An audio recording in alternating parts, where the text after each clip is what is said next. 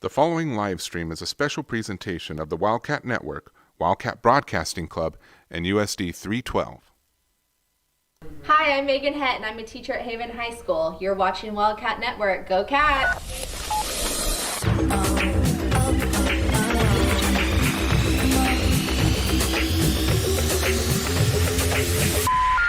It's game time! Oh yeah, baby!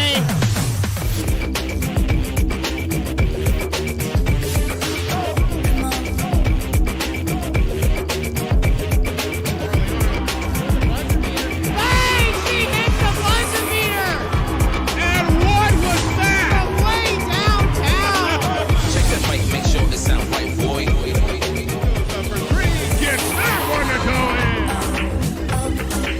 Ladies and gentlemen, Wildcat Nation, get up on your feet! This is a recording.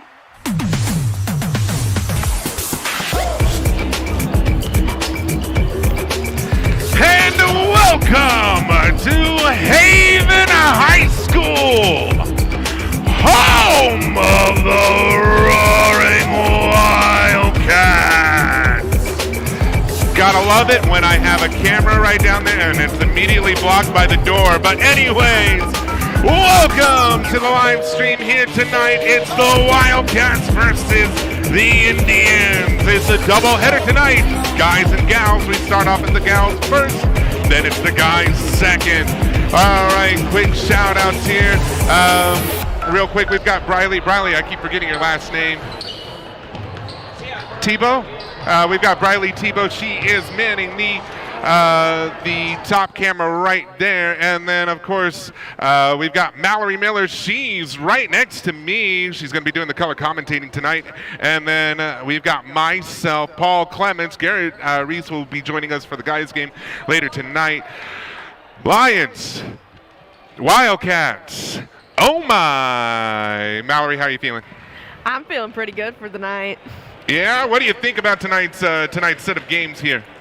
Well, I really don't know. I haven't seen Larned and Haven play for a while. Yeah, it's been a little bit since Haven had a home game against Larned, I believe. But, you know, I mean, we haven't had the chance to be able to see them in action in here in Wildcat Gymnasium in quite a while, I believe. So, and you know, the last time we saw the girls, it was just last week. They've had a little bit of a stretch here in the last couple of days. Of course, high school basketball, it's Tuesdays and Fridays, so we saw them on Tuesday, and then they played again on Friday. They won on Tuesday. Let's take a look at that home schedule here for the girls. Got to make sure that I have everything here. So. This is the up-to-date schedule. Sedgwick, Pratt, those were the last two played games. Girls right now 500 on the record books. They're 4 wins, 4 losses. Tonight it's against Larned. Then they've got one game, then a break. Then we've got 12 games. They're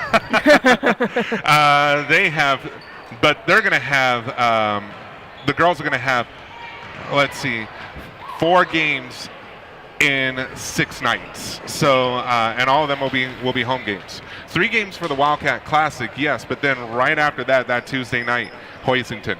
Then it's at Nickerson. So we're right in the middle of the CKL league section of the season. Mallory, you're taking a look at this right here. Anything that kind of jumps out to you both either before or after tonight? Well, Wildcat Classic, that's usually a fun one, especially with all the hustling and bustling and everyone setting everything up, getting the locker rooms arranged, and just everything in general. Mm-hmm. Yeah, I mean, and it's always one of the ones that it's like we call it state prep. It's the toughest of tough teams in the right here in Central Kansas that will be playing in that mid-season girls tournament. Let's take a look at Larned here. This is their record right now, 1-6. You know, a few losses there. You know, of course, they went to Nickerson just this past Friday and took the loss over there. They're also in the middle of CKL league as well. They're in our league. They're I mean, like they're perennial rivals. I mean, you see in the banners back there, or you will because we have our banner blocking it. But Larned, they're a part of this. They're up against. I mean, they're going to be up against our Wildcats. This is the girls here. They're going to be up against our Wildcats tonight, and then they're at home against Pratt. 1-6. Mallory, I know that may be a jarring record right there, but one thing that I have learned in my many years of being on this earth, 35 years, you know, it's when you have nothing to lose, that's where you have everything to gain. When your back's against the wall, sometimes you just go out, or sometimes you just start swinging. What do you see in this for the Lady Indians here? In my opinion, they have a chance to turn around and fix their mistakes.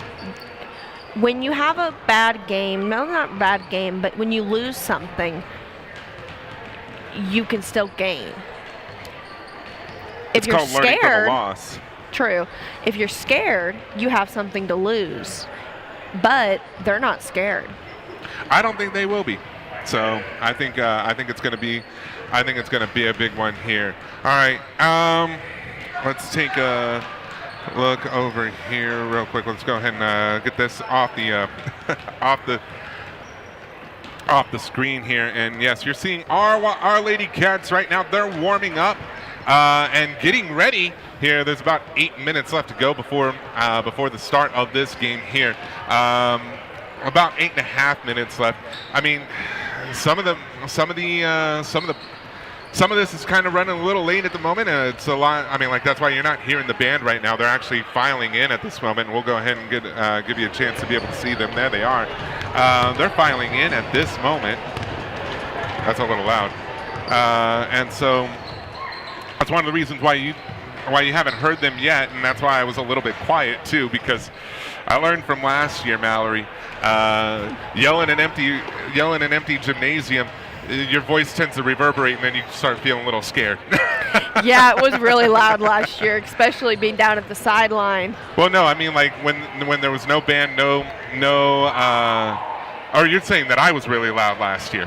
I'm saying both, because the band was here the second semester, but no one was here the first semester except you and I, and maybe whoever else helped. I think Kaylee was there. There was one moment where it was I Ethan. think she had COVID when it happened. That's why she wasn't. Well, I remember Ethan was also helped out once. We had that nice interview with Janet there. So, but yeah, we've got a few things going on here. Just realized I haven't turned on anything for my camera people. So, all right, you should be good. I think she hears me now. So, all right, but yeah, I mean, I think on the other side, on the other gym, the JV game kind of started rolling in a little late, and now, I mean, we're fully set and ready to go here. So, a few things. I mean, start of the new semester. Once again, I got to reiterate all that. A couple of things that you guys obviously will see on the bottom here coming up. I mean, this is the last week prior to the midseason tournaments. The guys, the guys don't get a break next week. They get a break the week after. The girls get a break next week after they both go, after they both go and play. Here's the thing. The guys will go over to the RUP tournament. They're going to be over in Halstead. The girls will then play over here for the Wildcat Classic. Of course, we're going to have all 12 games of the Wildcat Classic right here on the Wildcat Network. Obviously, it's a special time. It's the 49th annual Wildcat Classic. And every time I say 49th, I'm thinking we've got to do something big for the 50th. We got to start planning, right?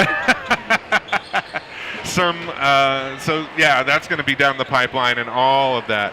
So yeah, so we're looking forward to a good one here.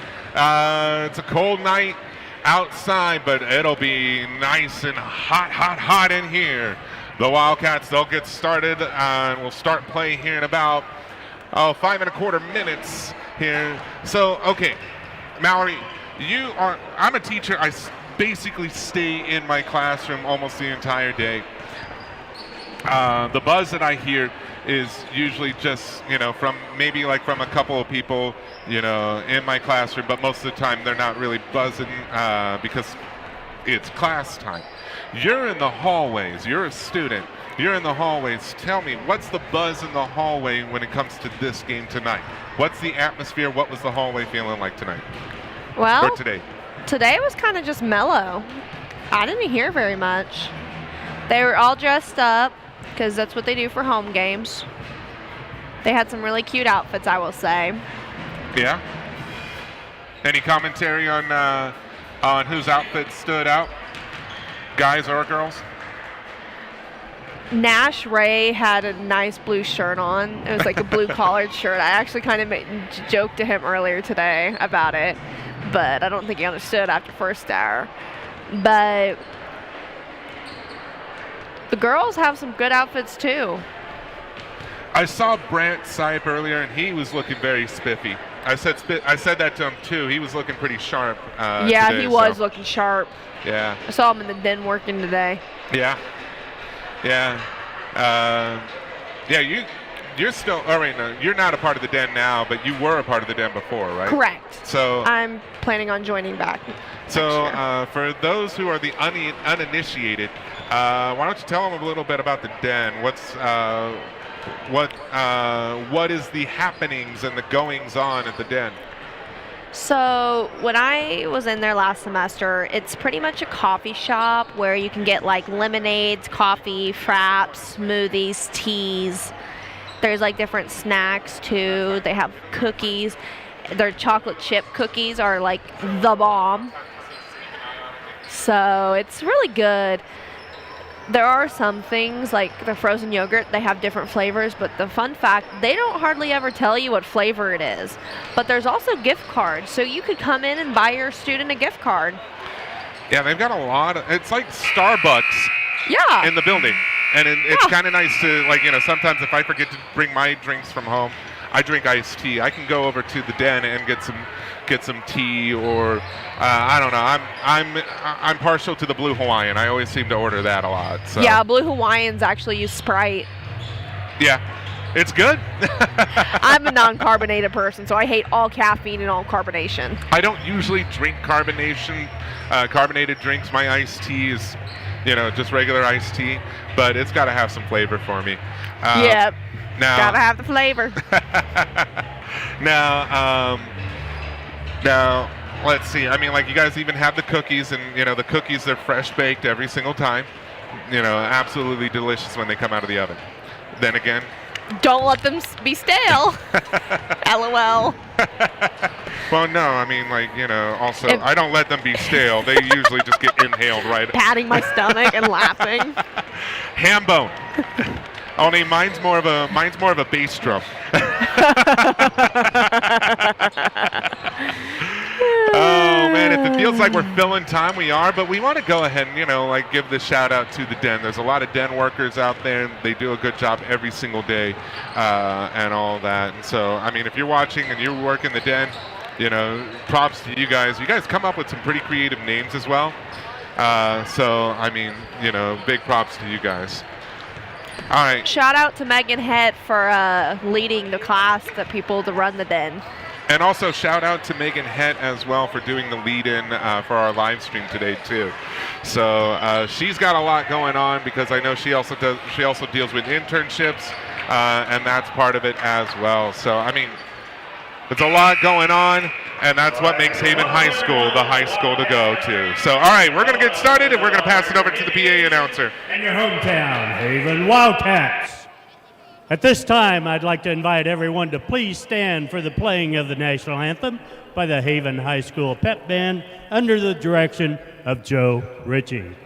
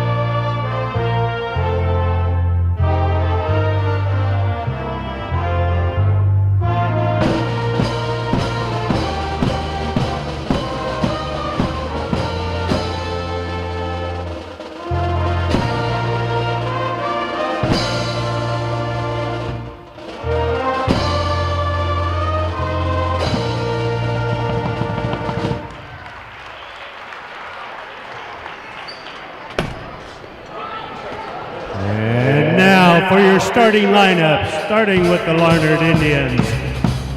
A 5'5" sophomore, number 11, Jaden Pinkston. For the Wildcats, a 5'7" senior, number 5, Reese Roper.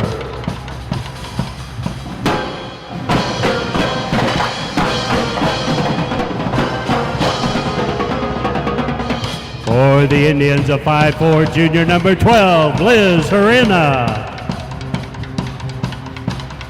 For the Wildcats, a 5'6", junior number 10, Carly Bland.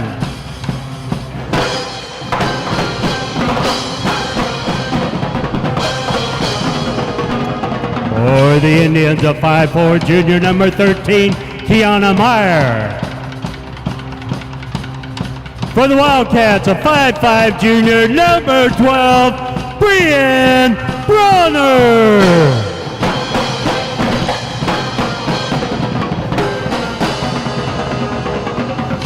For the Indians, a 5'5", junior number 20, Jamie Hagerman. For the Wildcats, a 5'10", junior sophomore, number 23, Sadie Estelle.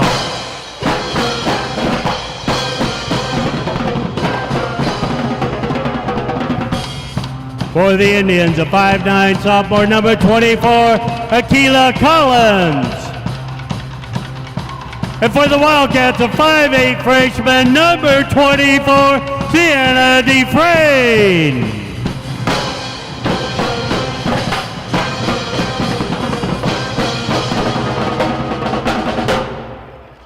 The Indians are coached by Jared Smith. Wildcats are coached by All right, Mallory. It's that time of night. It's game time!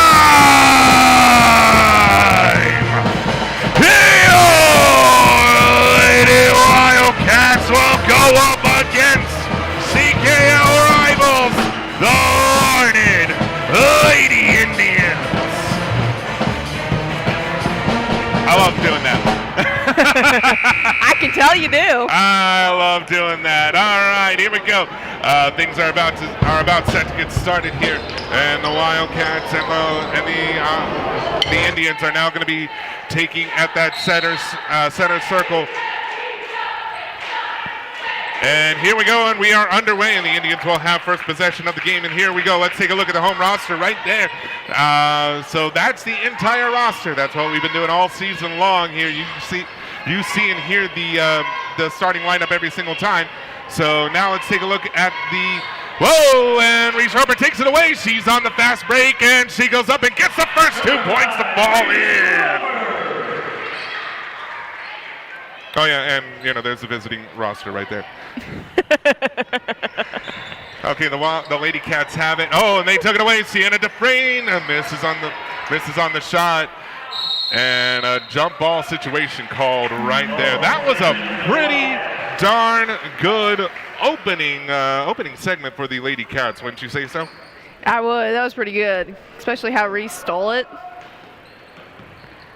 All right, now it's over to Reese Roper. Roper, she's got it. She'll give it over to Defrain. Defrain, she had the 3 on that one. Little miss on that one here, but that is picked up by Sadie Estelle. Now it's back over to Roper. Roper, she'll back up. And she'll let the play flow. Now she gives it over to Brianne Bronner. Bronner's being covered by number 20. Oh, no, almost double teamed there. Over to Sienna Defrain. And a travel is called there. You told me right when they were doing the starting lineups, Sienna Defrain is a freshman. Yeah. On the starting squad. That's something special right there. So, and that's a foul right there. Ooh. Okay, that's what we call in the business the commentator's curse. Say something good about a player and then they immediately do something bad. I've never heard of that. It's a thing. I know. It was sarcastic. All right, Larned has the ball. It is number 20, Jamie Hagerman. She gives it over to number 11, Jaden Pinkston. Now it's over to 24, Akila Collins. Collins now, she's trying to drive. She's covered by Sadie Estelle. Now it's over to number 11. Oh, and that one, yeah, was touched right on the hand, so it's a foul by Reese Roper. We can't get into foul trouble early. No, we cannot. That's 2 fouls already right there. That's how they're going to win if we keep giving fouls.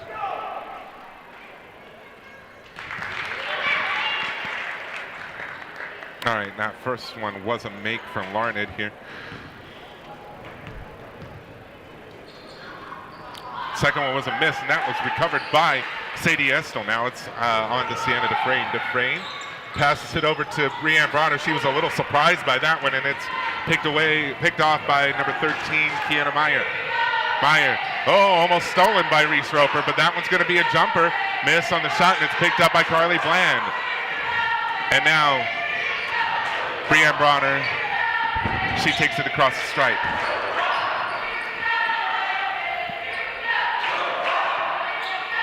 Across the court, now it's Bronner. Bronner up for two, miss on that one.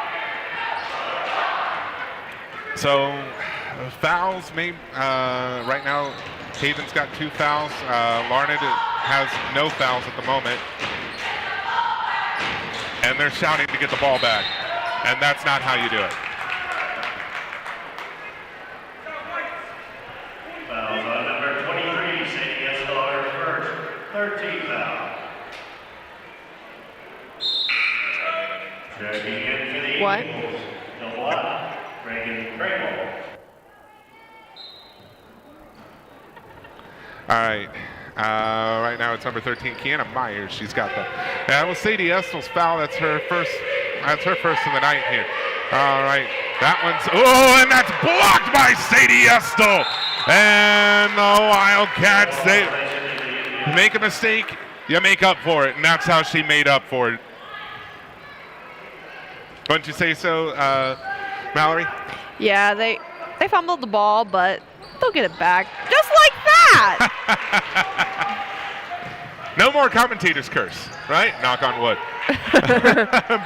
Carly Bland up, miss on the shot, picked up by Dufresne, and it's a 2-pointer. And it's a timeout that's called by Larned here. All right, so the first timeout of the game here. Right now, Haven's got the 3-point lead here. It's 4-1. It's the Wildcats who have the advantage. And you've been a manager of volleyball. You know the coaches. Let's put you in the role of Coach Dwight Roper.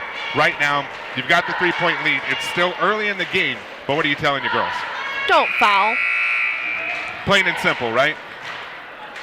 Yeah, you can't let them foul early. If they foul early, they're just going to give them more free throws, which then they'll get more points because they're not actually having to try. They're just going to sit there and go whoosh. We don't want them to go whoosh. Yeah, I know. We don't want them to go whoosh. All right. We have fun up here, and so I think, this is one of the benefits of us doing this is like we get to talk to you guys, and you guys get to hear us say whoosh and bang. And on one occasion, bing bong. Garrett did that. I'm no Garrett. All right. Number 24, Akila Collins has it. She passes it over to 00 Crable. And now they're just passing it around. I can't tell who's got it. I think it's Collins now who has it. Now it's Crable. Crable thought about the 3, but now she'll drive. And that's blocked. Collins picks it up, and now that's no good on that shot. And the Lions will continue to have the ball here. The Lions? You mean the Indians? The Indians, sorry. They're one of the schools that have an L. I'm sorry, I was just thinking L's. the Larned Indians. My apologies to those of you from Larned. That was a slip of the tongue on my part. But that's why I have Mallory here to correct me on my mistakes. Right, Mallory? Yeah, that's right. All right, Sadie Estel down to Carly Bland. Carly Bland gets 2 to fall in, and now the Wildcat lead is now extended to 5 as they have the lead of 6-1.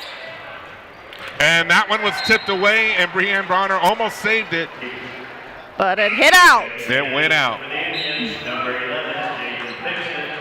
Oh, we got some subs in.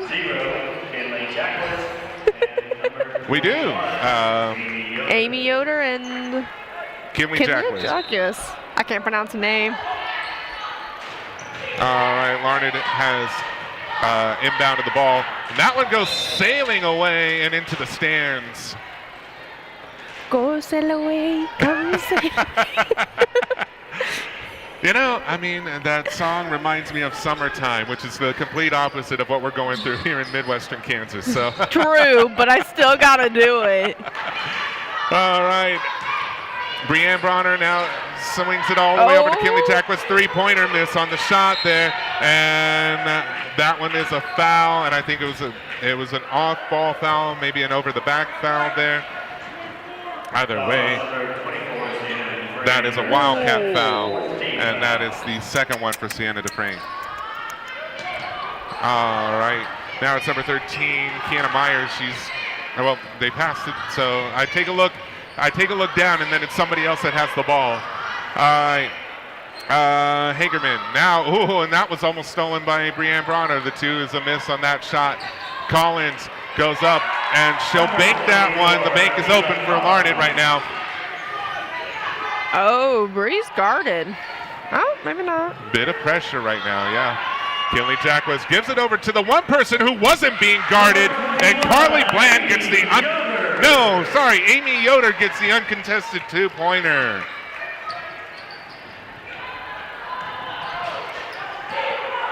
Wildcats right now, 5-point lead.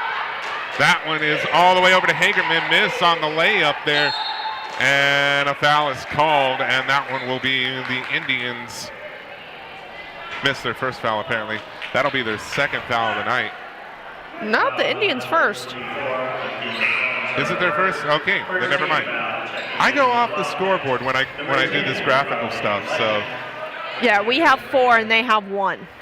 This is true, and one more, and three more of our fouls will put them in bonus. Yes, and that is no And then bueno. 6 more is double bonus. Yes, once we get to 10, it's double bonus. All right, now it's Carly Bland who has it. Brianne Bronner, Kinley Jackwitz. The cheerleaders are saying we want a basket, and that's a kicked ball, I believe, and so that one will continue to be the Lady Cats ball right there.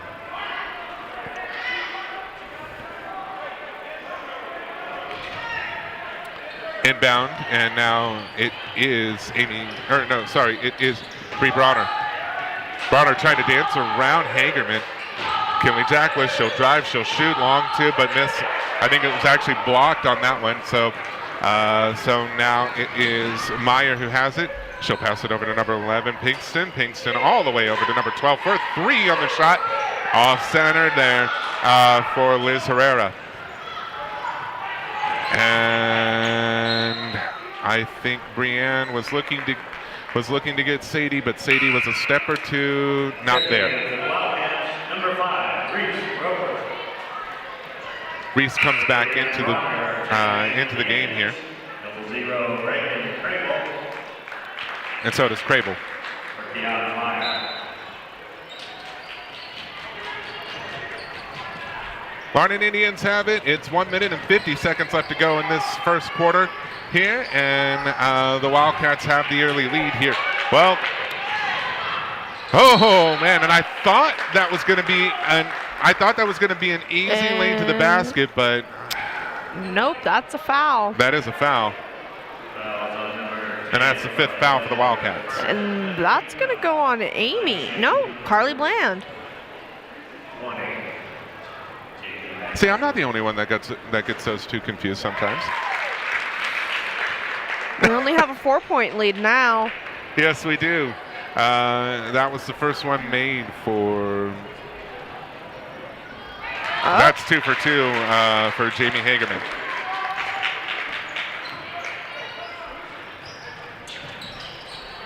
All right, Reese Roper, she's got it.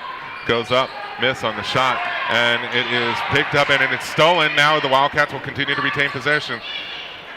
Kinley Jackwitz up for 3, miss on the shot there.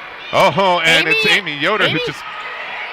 Well, she had to fight people with that one. And I thought that was going to be a miracle right there for the Wildcats. Almost had it. Collins.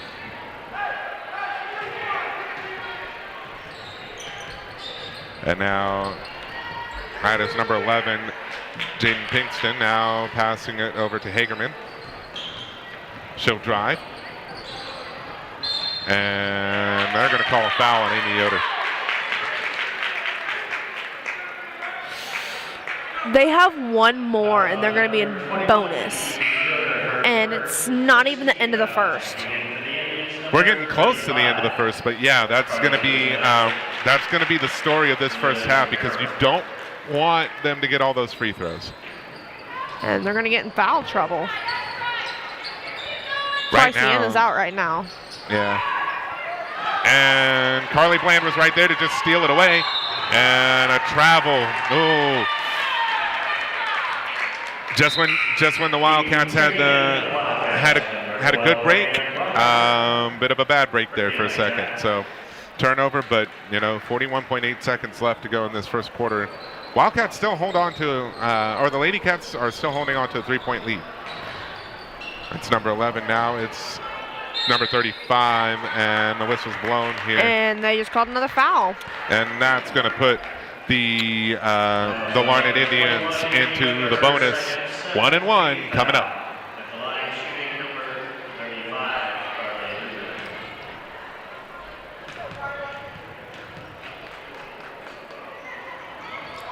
Ooh, and a miss on the first shot, but foul is called, and that's going to be a foul on Larned. And yeah, that's only their second foul of the night.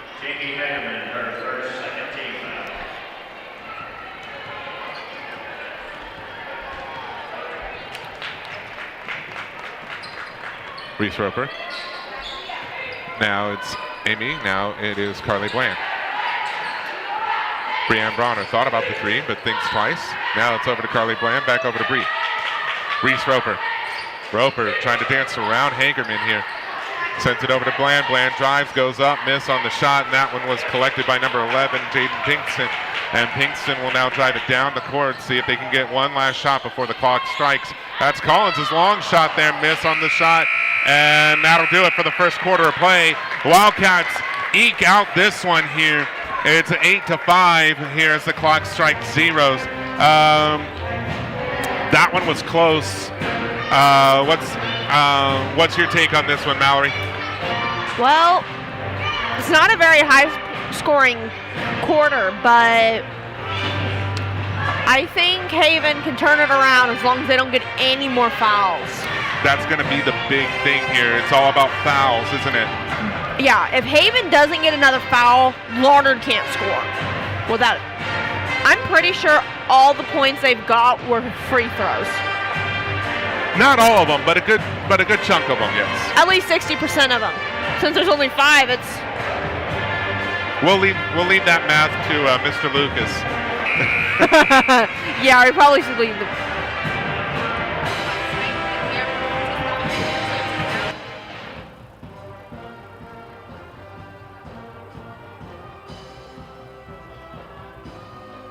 Enjoy the band play while it's playing. And the cheerleaders.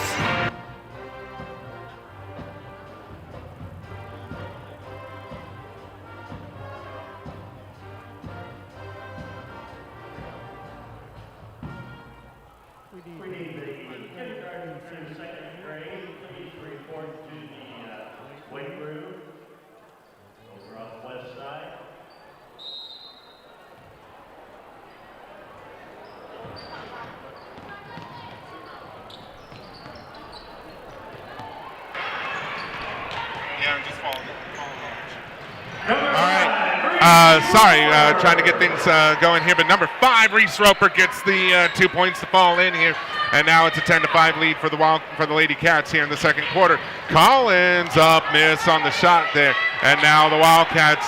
I think it was Sadie Estel who came up with the rebound on that one.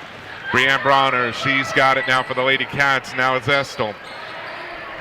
Sadie Estel drives, picks up the ball. She'll give it back over to Brianne Bronner. Bronner in the corner over there. She's trying to get around a couple players, and that one was last touched by the Indians, as that one was intended for Sienna Dufresne.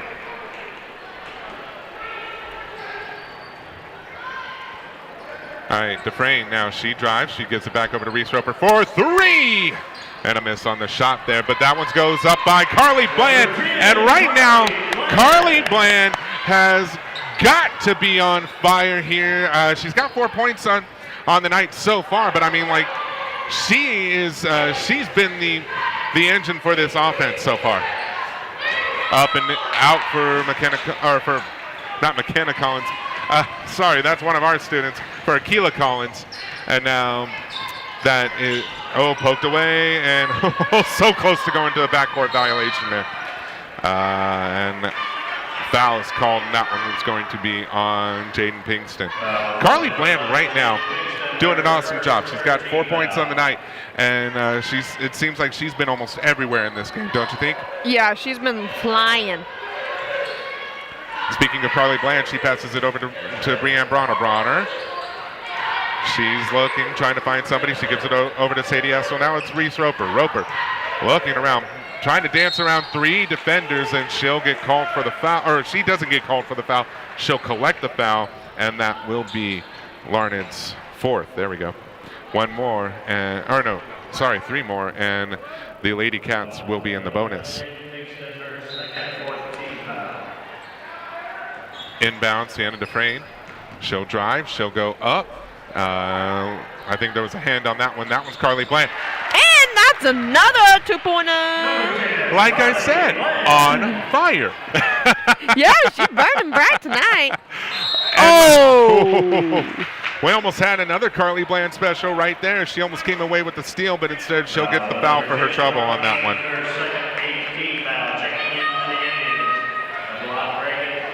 The Lady Cats right now, they're in foul trouble. That's Carly's 2nd here. We'll make way for this one for Hagerman.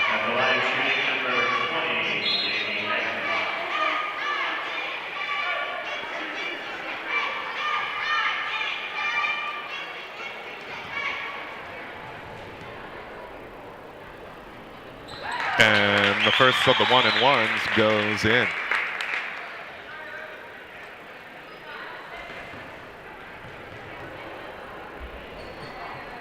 And she misses, so she splits the free throws. Sienna Dufresne had it. It's a jump ball, and the possession arrow points in favor of the Lady Cats. So,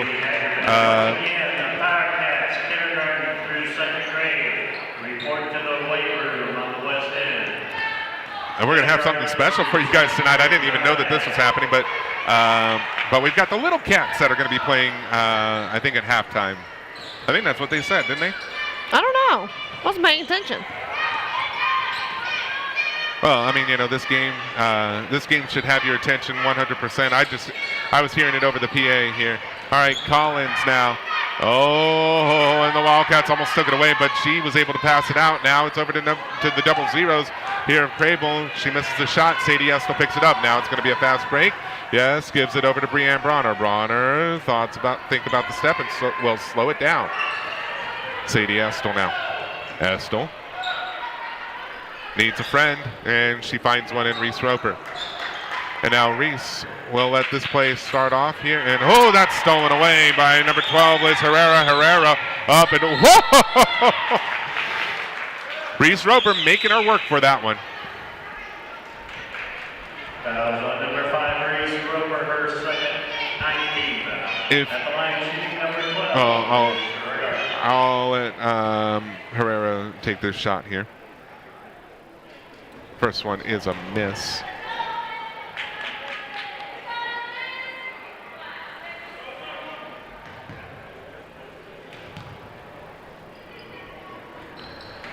For 2 on that one. The Lady Wildcats get a break, and I think that was one that they absolutely needed. Reese Roper she committed the foul, but Mallory, I mean, that had to be a foul that she had to take on that one, right? I don't really know on that, because she has this like really cool jumping technique. Mm-hmm. It's like kind of an in the air lunge, if you think about it. Yeah. But it looked really close, like she wasn't even touching her from here. I mean, it's kind of hard to, I mean, you know, in those like bang bang kind of moments, it's kind of hard to be able to see that. Yeah. But I mean, like at the same time, if there was a foul that was going to be made, had to be made at that moment because you had the Larned Indian, I don't remember which one it was, who had a free ride to that basket. If it weren't for that foul, They're going to fight for it. Who's coming up with this one? It's like a jump ball. It's like a football scrum on that one. They're fighting for every single one of them. And Bland goes up a little bit, comes back up a little bit slowly, but I think she'll be all right. Timeout on Larned on that one. So that's her second timeout so far. We're going to take a quick timeout as well because we need to refresh it for a moment. So let's let you guys enjoy the sights and sounds of Wildcat Gymnasium.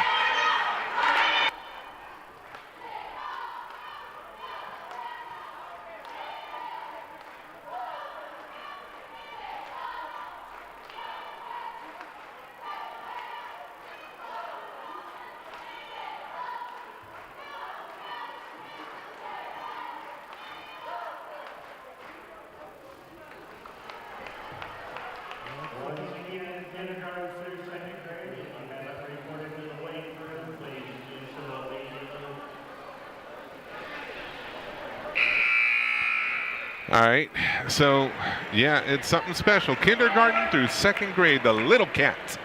Meow. Meow, meow. Meow, meow. I mean, we're not going to commentate that, but but you'll get the chance to be able to see them. Hopefully, a good chance to be able to see them. I mean, they're cute. They're cute. We saw them a few years ago. They were live on the stream a few years ago. So, Didn't we get the football one this year? The cheerleading cats, yeah. That's the little cats. Yeah. But I think this one's a little basketball game. Oh. Yeah. All right. Oh, stolen away here. And now the Wildcats here. They're on a bit of a fast break, but that one gets poked away. Reese Roper will make the three-point. Wow! Yes!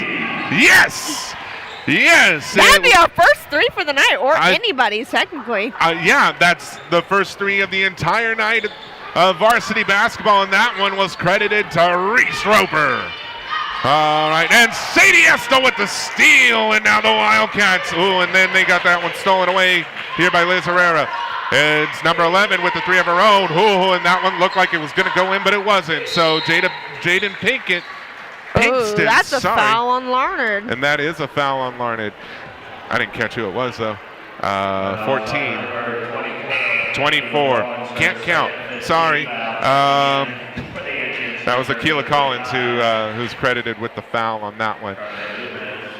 So right now, yeah, the Wildcats, they were in foul trouble. Still are, technically. They still are, but I mean, they've got an 11-point lead at this moment. Bit of a cushion. There's Collins here. She goes up. She will miss the shot, and it's Sienna Dufresne who has it. Now it's all the way to Carly Bland. One-on-one, up and in it goes. Carly Bland. I think that makes. Oh no, that's 8 points for the night. Oh yes, it is. She is not as her namesake as she takes the steal on that one. Not Bland at all on the court here. And it's 2-on-1. Bree Bronner misses on the shot, and I think that was last touched by Sadie. By Sadie Estel. Good shot on that one. Good try to be able to get the rebound there. And we've got a few Lady Cats who are going to take the well-deserved break here. Carly Bland, Sadie Estel, and Reese Roper are all taking that break right now. The well-deserved break. Well-deserved, yes. I mean, Reese Roper had the three. Carly's just been absolutely on fire. And Sadie Estel's just been stealing all of them here. All right. See how fast these new people can go. Oh, they went through the legs. And Kinley went over the girl. I don't know what her name was. Yeah, they were wrestling on there. Wait until next year. We'll have the mats out here, and we'll live stream that. Really? Yeah, We're going to live stream in here with the bats? with wrestling. No way. Yeah, we'll do wrestling next year when we start hosting them. Kinley Jacquez for Goes three. through 3. Oh. Oh, and yeah, foul We're is going to call called. foul on that. Yeah, Carly Lemus. No, that was Amy. Carly's not on the field. No, 35. She was the one who had the rebound. She retains possession. She'll go to the line. Yes, you're right. That was on Amy Yoder, and that's her third. And 2 minutes and 22 seconds. Would you put her on the 35, bench? Carlos or- Ibarra. No, that's the guys. That's the guys' side. Oh, that's guys. Never Yeah. mind.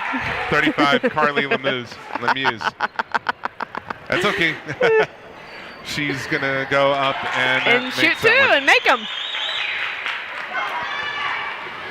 2 for 2 on that set of free throws. It's guaranteed 2 shots. Melissa Myers gets hit in the back with the basketball here. Bit of miscommunication by the Lady Cats here. They still have an 11-point lead. Jaden Pinkston. Now it's Hagerman. She'll go up and she'll make 2.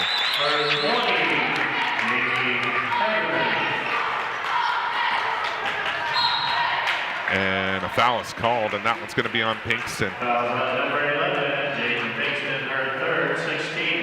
All right, so that's the 6th foul for the Larned Indians. One more, and that'll put the Lady Cats into the bonus. Reese Roper now has it. She gives it over to Sienna Dufresne. Dufresne now over to Amy Yoder. Amy Yoder back over to Reese for 3. And a miss on the It's going shot. to be missed, but Sienna's going to get it. Yes, she does. And now she was quintuple team, quadruple. I think the entire team was defending against Sienna there. They got the ball now, and now it's Lemieux, and they're going to call a travel on that one. We can use that to our advantage. Yeah, let that toe slide. All right, the boot scoot, because a shoe is also a boot. All right, Melissa Myers, Reese Roper. Roper sends it all the way across to Kinley Jacquez. Jacquez goes up, and it does not roll in. A foul is called on the floor, though. And that makes bonus. Yes, it does. The Wildcats will now be in the bonus, and they'll shoot the 1 and 1.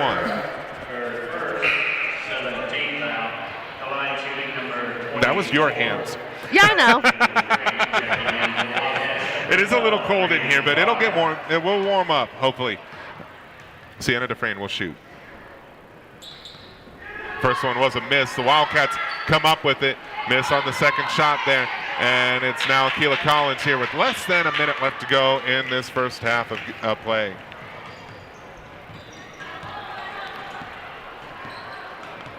Nine-point lead for the Lady Cats. Liz Herrera. All we need is a 1-point lead. Well, that's all you need to win, yes. Hagerman, 3, miss. Nah, it's going to go out. Yep. You can tell. I think I don't know if there was a hand that was put on there, or if she just did not put enough power behind it, but that Well, one it's was looking going to be like they're under. having a little problem shooting 3s. They're having better luck shooting 2s, like really, really close 2s, but not layups. Layups are too close for them. Yes, but I think also if you're Dwight Roper, you're also thinking that they've had a little bit of free time at the free throw stripe as well. Oh, that one bounces out of bounds. Last touch by the Indians. With 17.7 seconds left to go. In the half. So with these less than 17 seconds, that one gets, okay. Sadie still just rebounds her own shot there without moving a foot. But with less than 10 seconds left to go, and Brianne Bronner almost got that one to go in, but it'll be a she's foul. going to get to shoot the foul. She's going to get shoot some free throws. Yes, she will. So, okay, we'll do the recap here in just a second. We're going to let Brianne Bronner take the 2 free throws.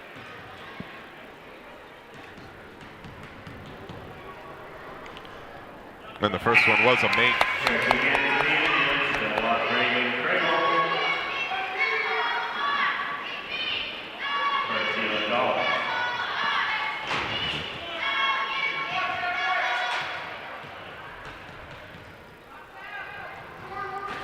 Second one was a miss. She splits the free throws there.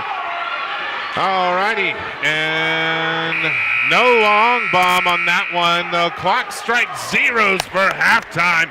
Oh, Lady Cats come away right now. They were in foul trouble, but they have a 10-point advantage over the Lady Indians. What do you think of that first half there, Mallory? It was iffy. The Lady Cats could have got a bigger lead if they wouldn't have got so many fouls. But I think we ended off on a pretty good note. But now we get to watch some little cats. We do get to watch some little cats here. So we'll get all that set up over here. You can see in the background right there. We're going to go ahead and hand it off to the sights and sounds of Wildcat Gymnasium. You guys enjoy halftime. We'll be back with you guys here in a few minutes.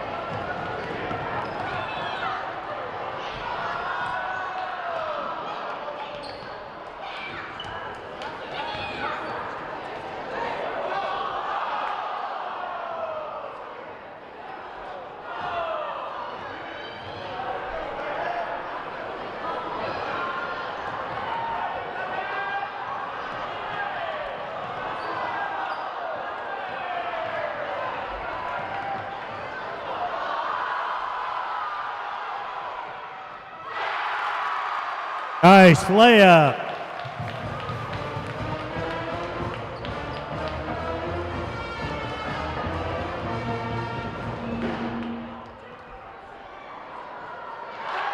And another one.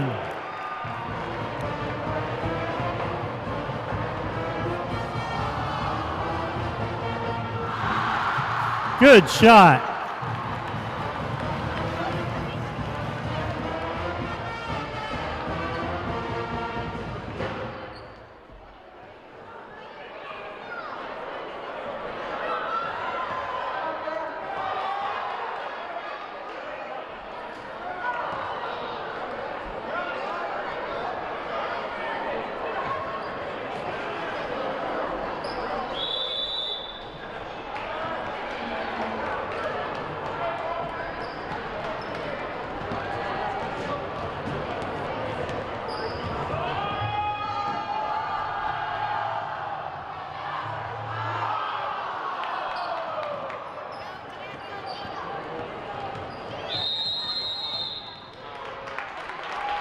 Haven Power Cats.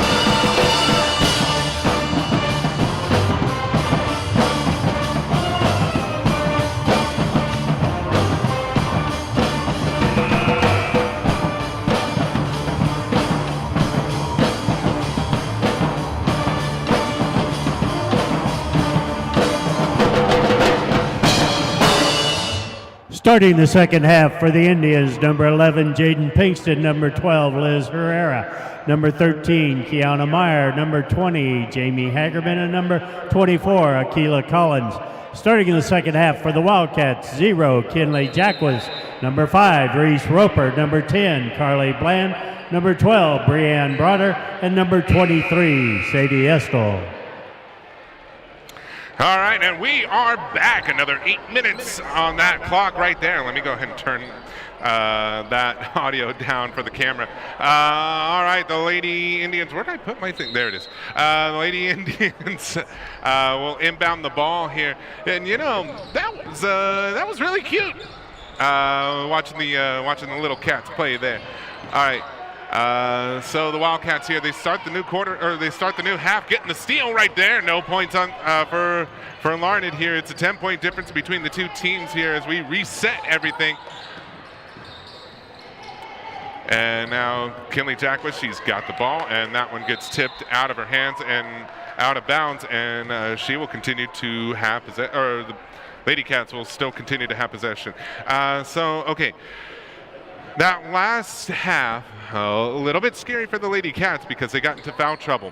You know, do you think fouls are going to be a big thing in the second half, Mallory? Well, you never know. Oh, turn on your mic. Oh wait, no, hold on. There we go. Can you do that again? Yeah, you never know because, well, the Lady Cats like to surprise people. So do the Wildcats. Yes, they do. Yes, they do. It's always a good surprise, too. Well, I mean, at least for us. We're a little bit biased, and I'm going to tell you that right up front. 100%. You've got a student and a teacher, both who go here to Haven High School. So, all right. Jaden Pinkston now over to number 13. She goes up for the three-pointer. Wow. And I believe that's a three-pointer. It's a very nice three-pointer, too. I mean, you know, I was just saying we were biased. Well, here comes Reese Roper, miss on the shot. We're a little biased, but we will call out good plays when we see them. That was 13's first 3 points of the night, which technically Kiana would be her first 3 points of the night. Oh, Bree's going to get it. Free lane for Bree, but not enough on that one. And now the Indians have it, and it's number 13, Kiana Meyer.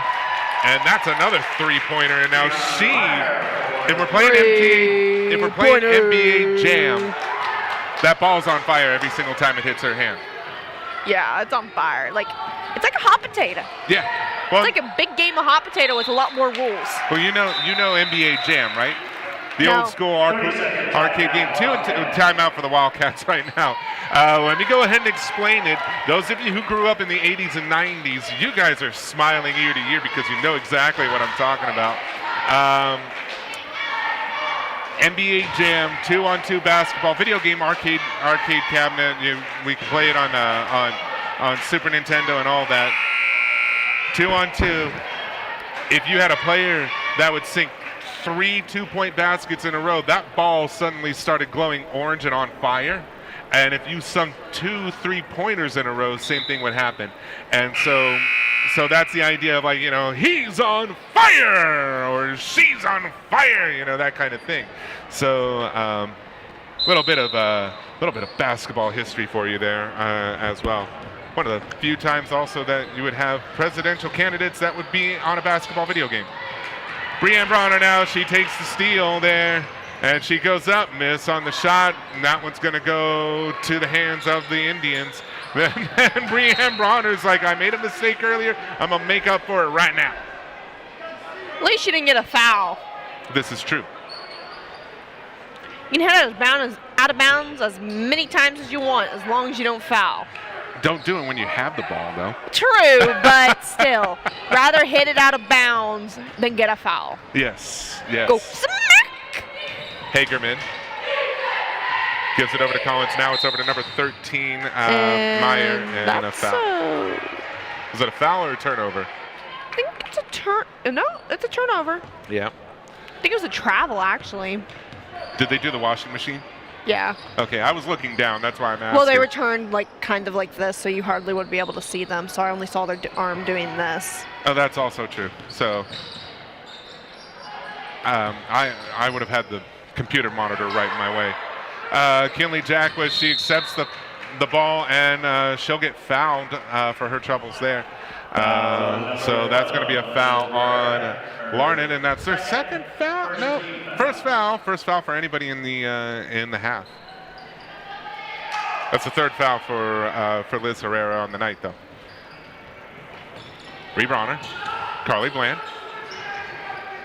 Reese Roper for three. And she makes it! I couldn't have said it better myself. Reese Roper gets the three-pointer. That one goes, and you know, that's, I believe, her second three-pointer of the night. She's got a good amount of points on to her name. She's got 10 at the moment here as that one goes out of bounds. I think that's going to be a foul, maybe. They did push her. No. I think they're they're discussing talking about it. Yep.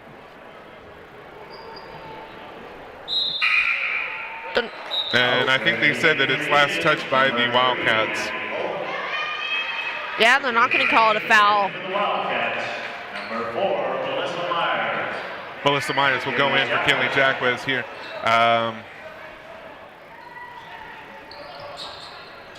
All right, the Larned Indians here, as that one was Hagerman, Jamie Hagerman, who gets the easy 2 on that one. I say easy, they're all pretty hard. That comes from the guy who, when he played basketball, could only score 2 points in a season. Stolen, but also... Melissa, don't grab people. Yeah, quick foul by Melissa Myers on that one. But I don't... yeah. It's an accidental thing. Trying to get the ball. Sometimes gets hard to steal, so it's not a big deal. In the heat of the moment. Yeah, it's only one foul for the thing, and we're mostly through the third. And that one banged around inside the iron, and the Larned Indians got the three-pointer. They take the quick steal, and now they have the ball back again. 25-21 here. Larned's kind of rolling back into this one. No foul, and Reese Roper just comes up with it, and a whistle's blown here, and I think, yeah, they're going to call a foul, and that one's going to be on Larned. 13, Kiana Myers, first, second team foul.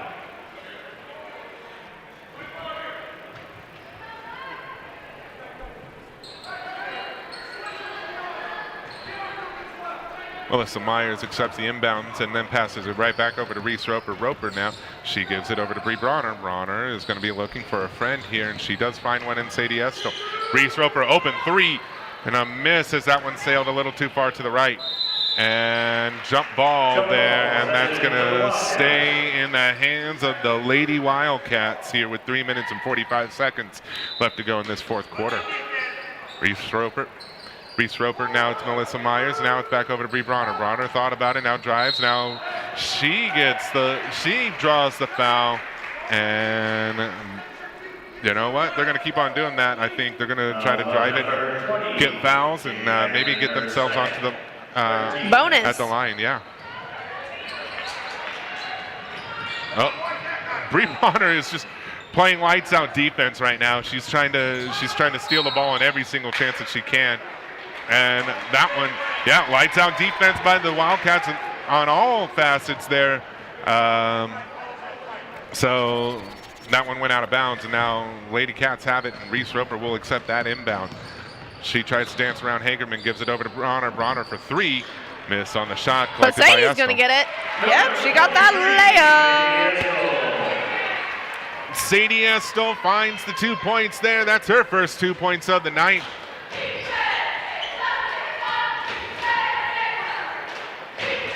Hagerman, now it's over to number 3, Holt. Now Collins trying to drive, see if she can find room here. Now it's Holt once again. Now it's over to 13, Herrera looking, gives it back over to Hagerman. She could not collect that one. That one goes out of bounds.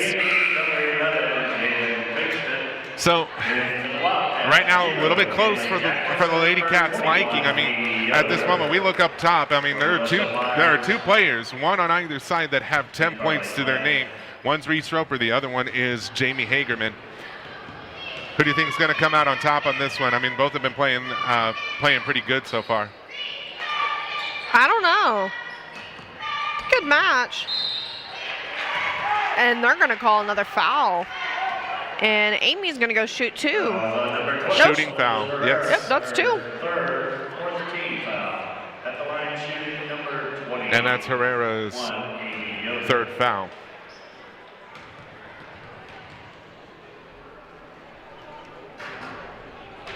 Miss on the first of 2 free throws.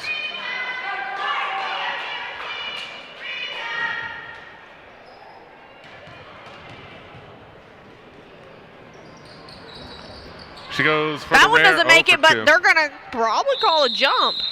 Yep. Yep. Jumpity jump jump. Jump around. Yep. A lot of jump balls here.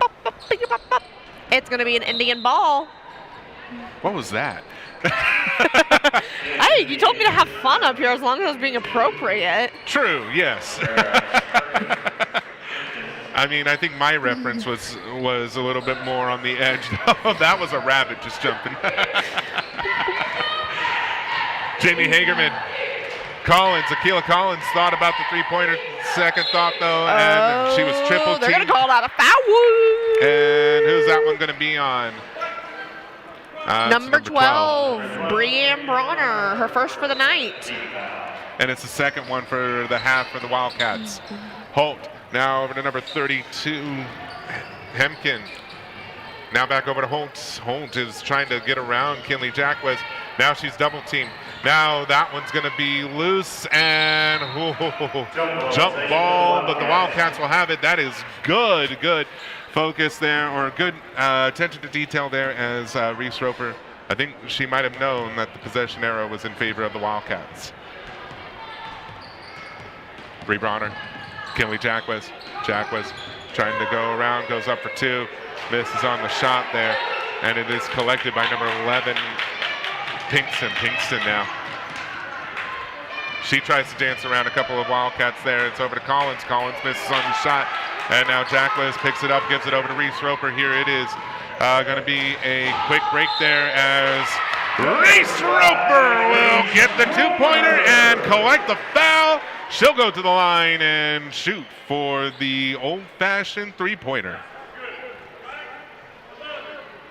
Foul on number 11, Jaden Pinkston, her 4th, 15 foul. Checking in for the Indians, number 13, Kiana Myers. Oh. Shooting number 5. Number 11 is Pinkston's going to get a little foul trouble here. That's her 4th. Yeah. And Reese Roper makes it. She got an old-fashioned 3. Yes. The old-fashioned 3. I like it. Back in the days where the three-point line or the three-point arc was non-existent, that was how you got 3 points out of play. Reese Roper just stole that one away. It's now going to be a quick break here. She's going to give it over to Amy Yoder. Amy Yoder gets that one poked out of her hand, but it's a foul anyways, though. And that's going to be a line of free throw. Yes. Actually, no. Nope. Yeah, it is. It will be. I thought that they were lining up for a inbound play. Number 21. It's going to be Amy Yoder who's going to be taking the free throws.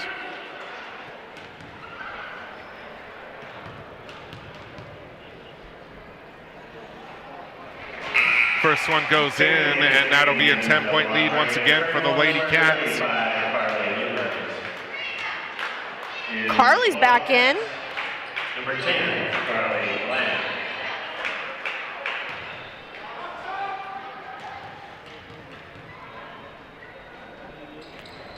And Amy Yoder goes 2 for 2 at the stripe that time. Making it 11-point lead. Yes, an 11-point lead for the Lady Cats. And they're gonna pressure up and down the court right now. And Bree Bronner ran into one of the Indians, and then Holt just found herself with Carly Bland, and now it's jump. That was a jump ball there. The Indians will retain possession as they inbound it. Almost stolen. That's Holt who has it. Now it's over to Crable. Crable will try to go around, but passes it back over to Holt. Now they're passing it some more. It is number 32, Hemken, who has it. Now it's back over to Crable. Crable. Oh, Reese Roper almost tries to steal it there. Now it's Crable for the long 2. Miss on the shot. It was Hagerman who picked it back up. Miss on that shot too.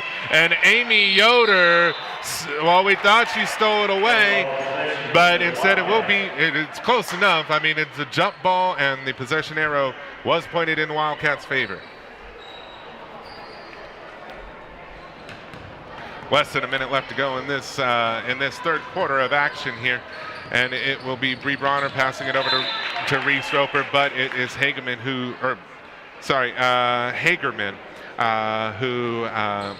poked that one out of bounds. Bree Bronner. Back over to Reese Roper. Roper gives it over to Amy Yoder. Yoder now over to Kinley Jackwes. Jackwes. Oh, she tried to give it over to Carly Bland, and a lot of physical action there, a lot of hitting and banging there, and a foul was called eventually. And that's going to be on the Wildcats.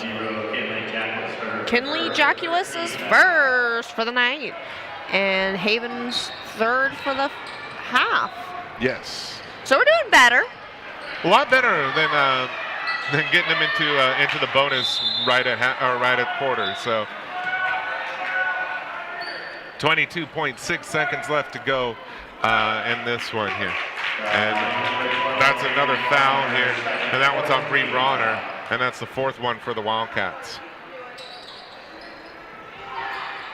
Oh, that one was blocked by Amy Yoder, I believe, and Bree Bronner comes back up with it. She dances around Hagerman, and now she's going to go and take it over to the past the stripe. Carly Bland here gives it back all the way over to Reese Roper. Took her time, three-pointer, miss on the shot. It's now Bree, now over to Kinley Jackwes. Jackwes sidesteps, tries to get around, and there's a foul that's called, and I believe that's a foul that's on 00, Reagan Crable.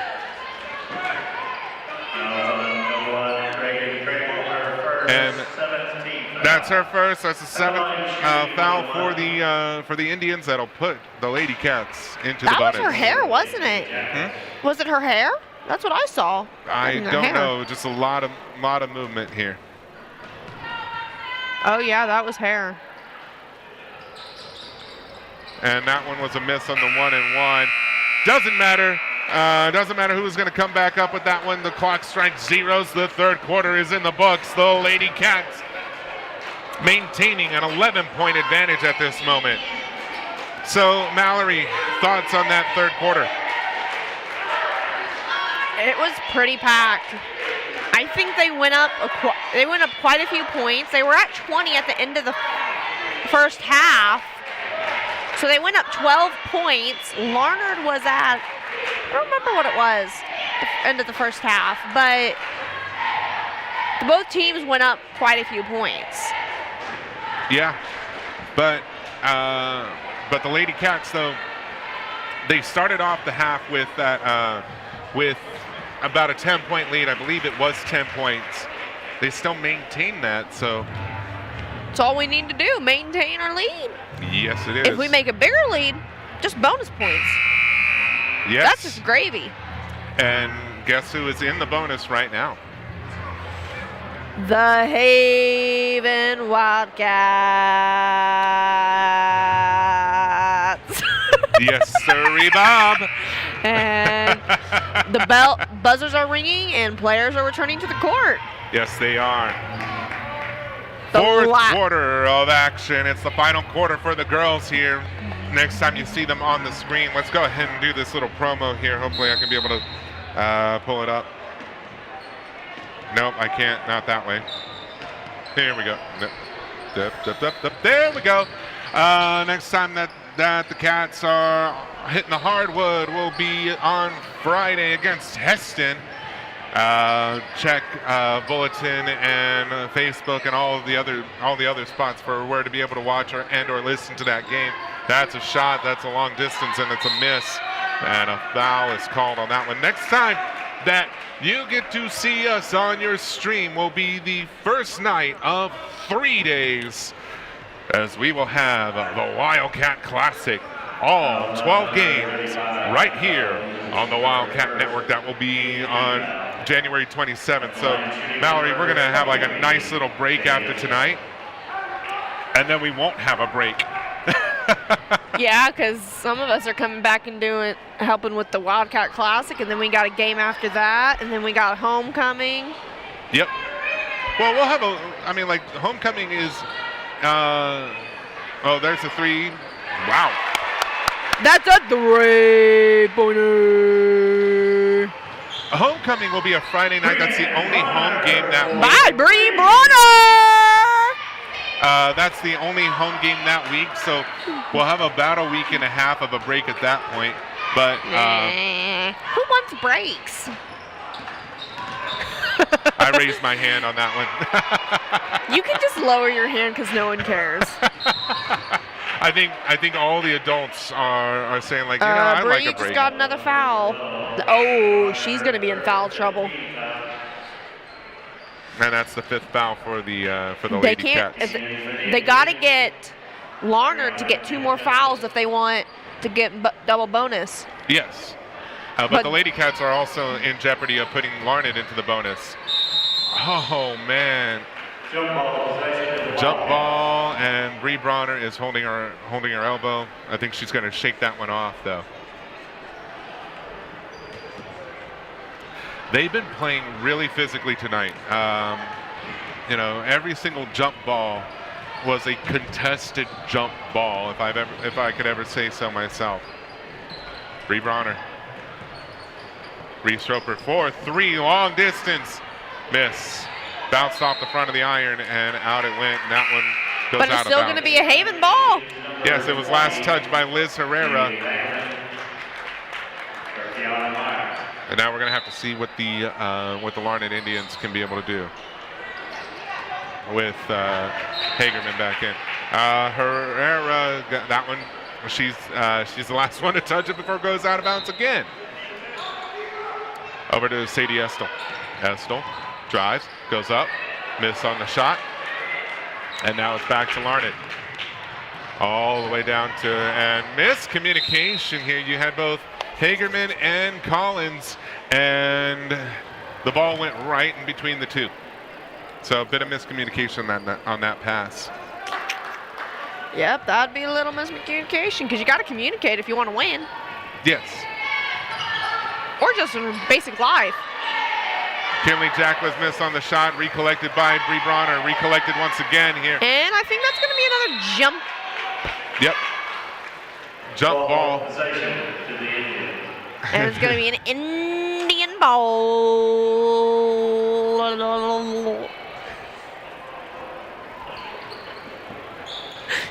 I was going to say, if they're not careful with these jump balls, they're going to hurt themselves here. Yeah, it's like they're in wrestling, but they don't have mats out. Maybe they should add some mats. And the whistle blew there, and that's going to be a turnover. Turnover. Like a cherry turnover, like the ones they make during the Wildcat Classic? No, seriously. Those are delicious. I know. Those are delicious. Shout out to the cooks who make those. I prefer the apple turnovers, but also the cherries are pretty good too. Bree Bronner for 3, miss on that one. Misses, and it's Akila Collins who has it. She'll drive it down the court, and they're going to call a foul. Yep, that was Reese Roper with the quick foul there. Slow down the pace a little bit. They have a foul to give though before Larned goes into the bonus. Well, they actually don't have a foul to give because this next foul they'll be in bonus and it'll be considered bonus. Okay, they had a foul to give then. How they about had that? a foul. Collins for the long distance shot, miss, and that one's collected by Bree Bronner. Bronner, wow, all the way over to Reese Roper. Roper now all the way over to Kinley Jackwitz, long distance too, miss on the shot. And it's Akila Collins who has it. Collins, now she passed it over to number 11, Jaden Pinkston. That one was mishandled by Liz Herrera. Now the Wildcats will have it once again. 4 minutes and 40 seconds left to go in regulation here. You never know what's going to happen here. There's only 14 points that separate these two teams. That one goes out of bounds, and it was last touched by the Lady Cats here. Amy Yoder now will go in, and Kinley Jackwitz will take the break. And now here we go. The Indians will have it. The Lady Indians will have it as Pinkston passes it over to number 32, Hemken. Hemken now over to Collins. Hemken. Larned hasn't scored at all this quarter. Have you noticed that? It's been a drought for them, yes. It's also been a bit of a dry spell for the Lady Cats as well. I mean, not much of one. They've got They had a couple points in there, but there's a foul there for the Lady Cats, and that's going to send Larned into the bonus here, and it'll be number 11, Jaden Pinkston, who will shoot the free throws. Miss on the first of the 1-and-1s. The foul was officially called on Breanne Bronner. That's her 4th one, so she's got to be careful here. 4 minutes left to go. She gets the 5th one, and that'll be the end of her night. Is that what you were to say? Yep. Also, Jaden Pinkston. That was a miss on the shot there. And Collins, 2 on 1. It didn't matter. She got one to go in there, and now it's back to a 12-point difference here. Timeout is called, and it's going to be a full timeout. And that one is called by Haven High School and the Wildcats here. So that's their second timeout. By Larned. They said it over. It's called by Larned because their score went down. So there we go. I heard it on the PA that it was called by Haven. My mistake on that one. All right. So quick timeout. We're going to take a quick timeout as well here. Let our voices rest here for a second. We'll join you right back at the end of this timeout.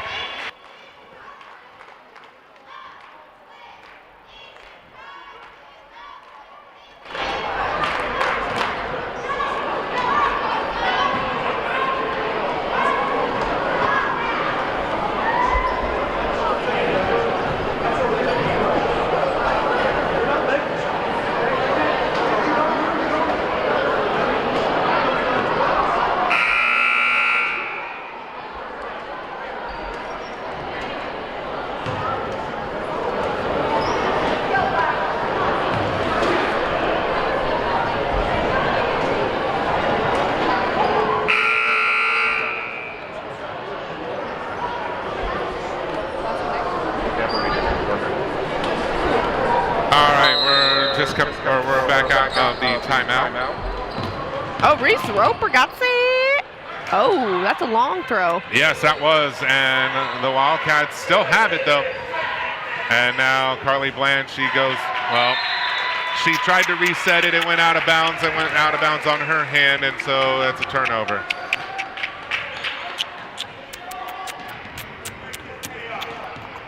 Tisk, tisk, tisk, right? Tisk, tisk, tisk. Tisk, tisk, tisk. I haven't got a thing come sail away again. Darn. Just wait until it goes out of bounds by 3 rows. Bree Bronner now. Over to Reese Roper here. And it's still a 12-point ball game, and the whistle's called, and let's see what the call is on the floor. And it's a foul on number 11, Jaden Pinkston. She is out of the game for the night. And that's going to be Larned's 9th foul here. One more, and they'll put Haven into the double bonus. Either way, Bree Bronner will shoot the 1-and-1.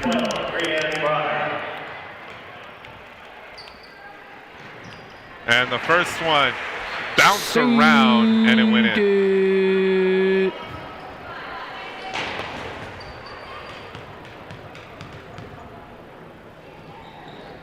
She took them both. She did. And that's a 14-point lead now. It is. A little bit more of a comfort zone here now for the Wildcats here with 3 minutes left to go. 3-pointer, miss on the shot. That one was picked back up, I believe, by Hagerman. Miss on that one, and it's Reese Roper who has it. She's being covered by Hagerman at the moment. Reese Roper almost lost control, but was able to pick it back up and find Sadie Estel. Estel now all the way over to Bree Bronner. Bronner tries to drive it in, but it's stolen away here by the Indians, and that was number 13, Kiana Meyer. Stolen again by Sadie Estel, and now the Wildcats will have it. Nobody seems to be getting any kind of shots in this section of the game here. Reese Roper gets fouled on that one. And so begins the double bonus. For the Wildcats, Reese Roper will go to the line and shoot a guaranteed 2 free throws. Fouls on number 20, Hagerman, her 4th, 10th team. The line shooting to number 5, Reese Roper.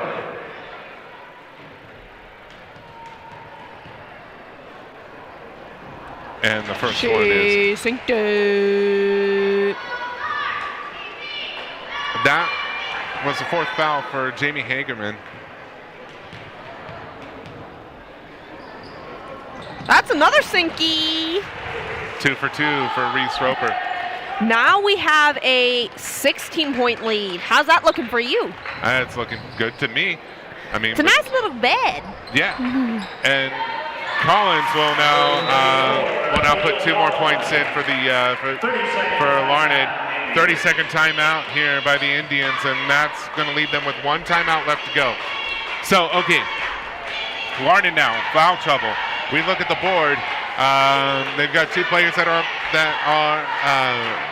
have 3 fouls on them right now, and that is Liz Herrera, number 12, and number 24, Akila Collins. The big one right now is number 20, Jamie Hagerman. She's got 4 fouls, 1 more, and she's out of the game. So that's. But Haven's in foul trouble too, because Reese Roper and Amy Yoder both have 3, and Bree Bronner has 4. Yes. So I mean, some big names on that board that have some foul trouble right now. So that's going to be a big story here. That might come into play here in this 4th quarter. Oh, we're back and going here, and another foul, and we're starting to get a little foul happy here. On 0-0. And that's Reagan Crable. She has a few fouls to give. They have no fouls to give technically as a team. But she has fouls to give. True. And that first one was made by Bree Bronner. 15.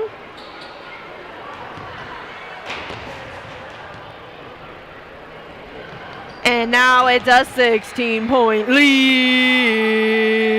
2 for 2 at the stripe, and Bree Bronner's been clutch. 2 minutes left to go. That one is Crable's shot for 3, and wow, the bank made it. The bank was open for that 3 shot there. Still got a 15-point, no, not 15. 13-point lead with 1:45 left in the clock. Yes. Do you think they're going to do the I Believe soon? We'll have to see. They got into a little bit of trouble doing that too early a few nights ago. So.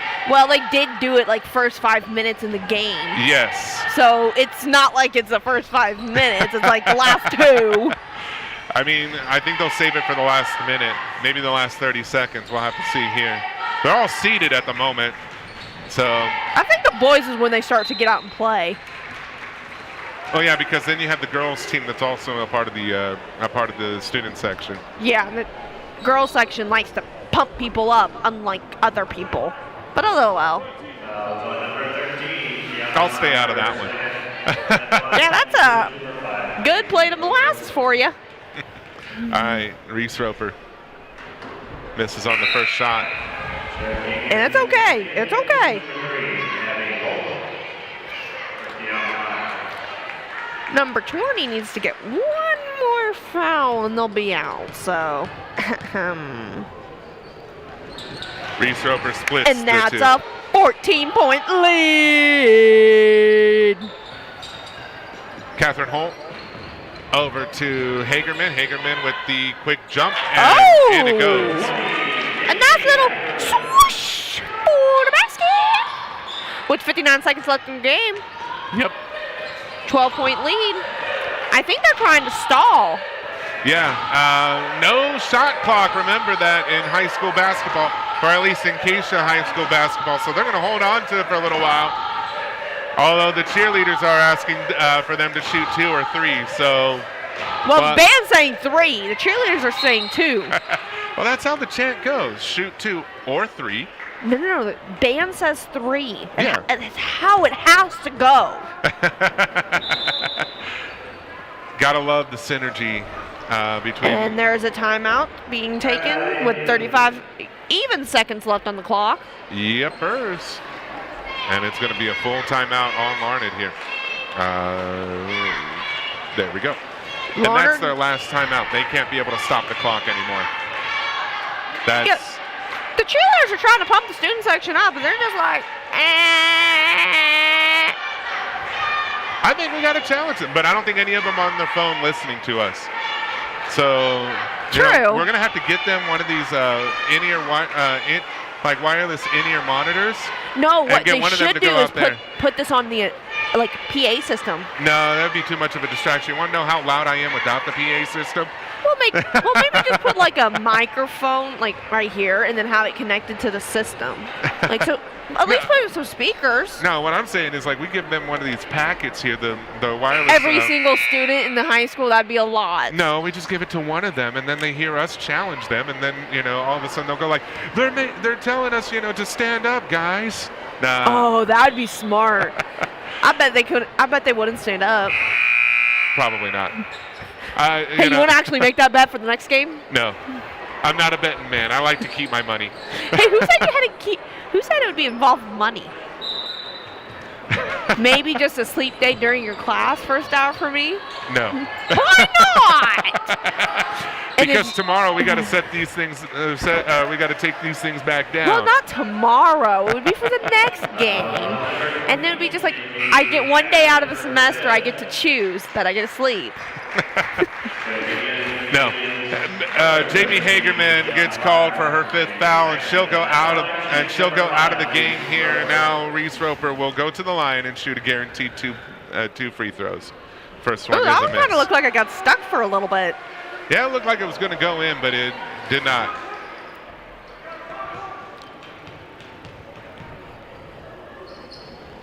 And that one, swish, swish. 30 seconds, and I think that this one's basically done and dusted. Well, maybe not. That was a two-pointer. Crable with that one. And they're going to call a foul. Yep. One of the tactics in basketball, when you don't have any more timeouts, you get the people who don't have the fouls, and you start fouling to slow down the clock. Reese Roper will go back to the line and shoot two. She made the first. Yes, she does. It's now a 12-point lead. And that makes it 13. Yes, it does. 20 seconds left to go, and I think that this one's basically all but done and dusted here. Oh, this one's done. And Sadie Estel saying, just stole I believe. it. Oh, no, Carly Bland has it. Oh, she just got... Ho, ho. And Crable fouled Carly Bland, and Bland will go to the line.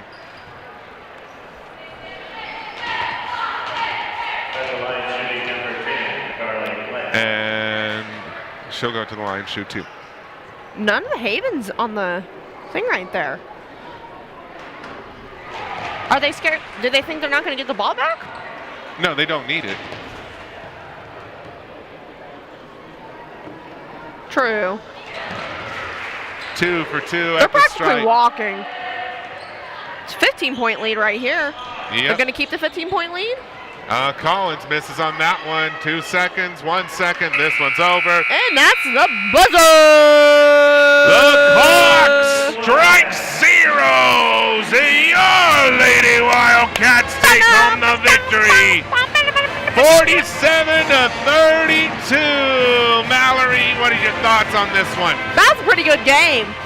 Yes, it was. Yes, it was. All right, they're going to go to Heston on Friday, and they're going to feel good about it. One of the things with the Wildcats or the Lady Cats right now,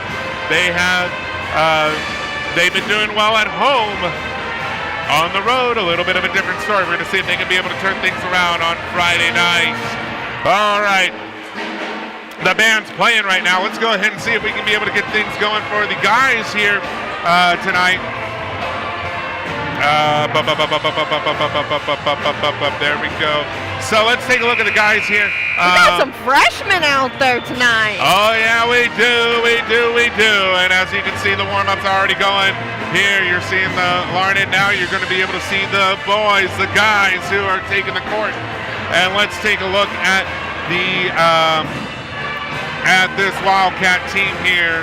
So This is the record for the guys. 6 wins, 2 losses so far in the season. You saw them take a big win against Sedgwick just 1 week ago tonight. Friday, they also took the loss against Pratt. It's Larned tonight. It's Halstead. I think I said Heston earlier. Whatever it is, Halstead is on Friday. Then they don't really get that break. The Lady Cats get the break because the guys are in a mid-season tournament. The guys will get the break after the Rupp. But it is the big one around here. It's the Rupp tournament for the guys, and that'll be all next week. So, and then it's Hoisington, then it's Nickerson, starting off February. Mallory, thoughts on the guys here? Well, it's going to be a pretty busy week next week because they're going to Halstead Friday. Girls aren't going to Halstead, are they? No, it's only guys. The guys, it's a guys tournament. Well, the no, girls the 13th. Huh? Oh, yeah, yeah. I think I might have had that messed up on that end. They're both going to go to the same place, so we can double check and clear up any misgivings on it. I believe it's all set. I don't have my calendar with me over here, but what I do have is this.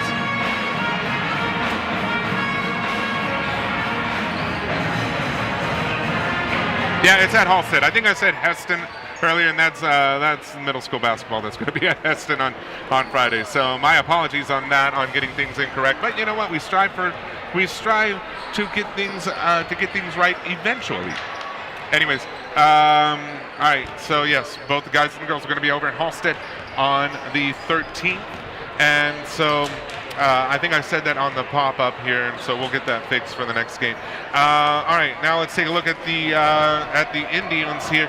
They're also 1-6, just like the girls are here, but they took the win against Nickerson. A little bit more of a momentum builder here at this moment for the Indians. They've got Haven tonight. They got Pratt later on in this week. So, so what do you think about this game that's coming up, Mallory?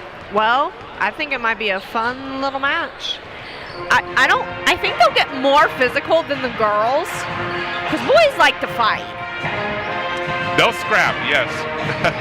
All right. And I think some of these boys from Haven double dip into wrestling as well. Some of the girls also double dip as well. Well, the only girl who does is Trista Rogers, and she didn't play tonight. This is true. This is true.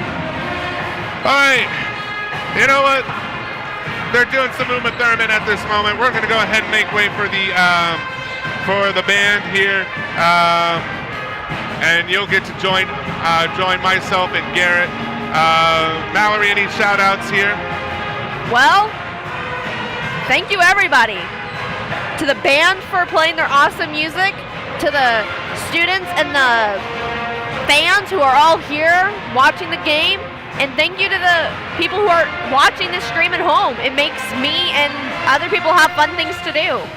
Other than sit at home and because we don't actually go to the game to watch the game. We go to have fun, right? Oh, yes, we do.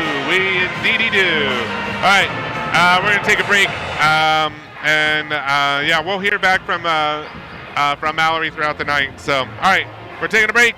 We'll join back up with you guys here in a few minutes.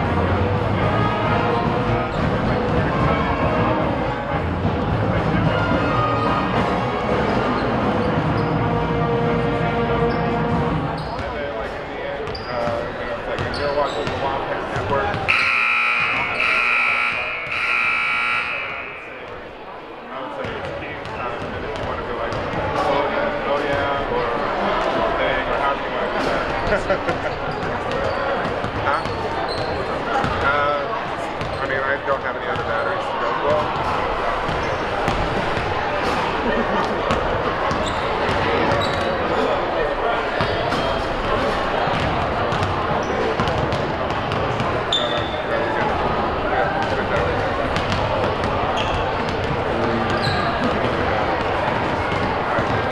Should we get started with this?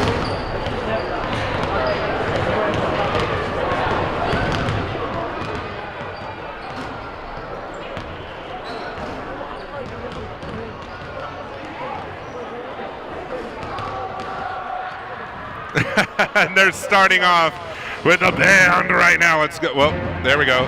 Let's go ahead and cut it that way. And welcome back to Haven High School. A little bit under 2 minutes left to go here. And the guys are all warming up. It's the second half of our doubleheader. And I'm going to go ahead and introduce to you guys the one, the only, Mr. Garrett Reese. Garrett, how are you feeling tonight? Good. Good to be here. Oh, man. So, okay. What'd you think of that girls' game tonight here? It was good. It was a little slow at first, but the Haven girls were able to build their lead there at the end and hold on for the win. They were, indeedy do. I don't know why I'm saying that a lot, but still. All right, so let's take a look. We did a little pregame here at the end of the last one, but let's take a look at the guys here. All right, so this is the Wildcats right now. Their season so far, 6-2, as we said before the break. Last week they played against Sedgwick. They took the win. It was both teams that took the win there. Then they went over to Pratt. Both the Cats lost that one. It's Larned tonight. Then Halstead on Friday. Then it's the Rough tournament. How important is, or what do you see right here, and how important is this information to the Wildcats this midseason? I think it's important that they get the win tonight because it gives them momentum. It gives them momentum when they go to Halstead and then when they're going into the Rough tournament. All right, they're not giving us any time over here, so we're going to give it to the PA here, and we'll join you guys on the other side. Wilson. For the Wildcats, a 5'11 senior, number 1, Zeke Kraft.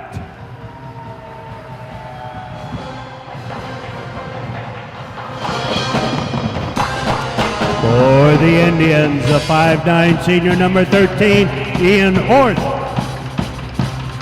For the Wildcats, a 6'6 senior, number 13, Dalton Schraub.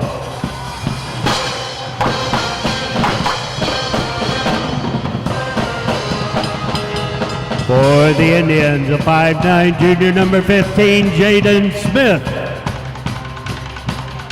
For the Wildcats, a 6' senior, number 15, Trayton Yoder.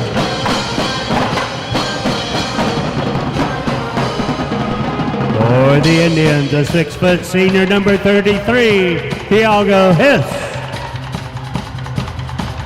For the Wildcats, a 6'4 junior, number 20, Brent Sykes.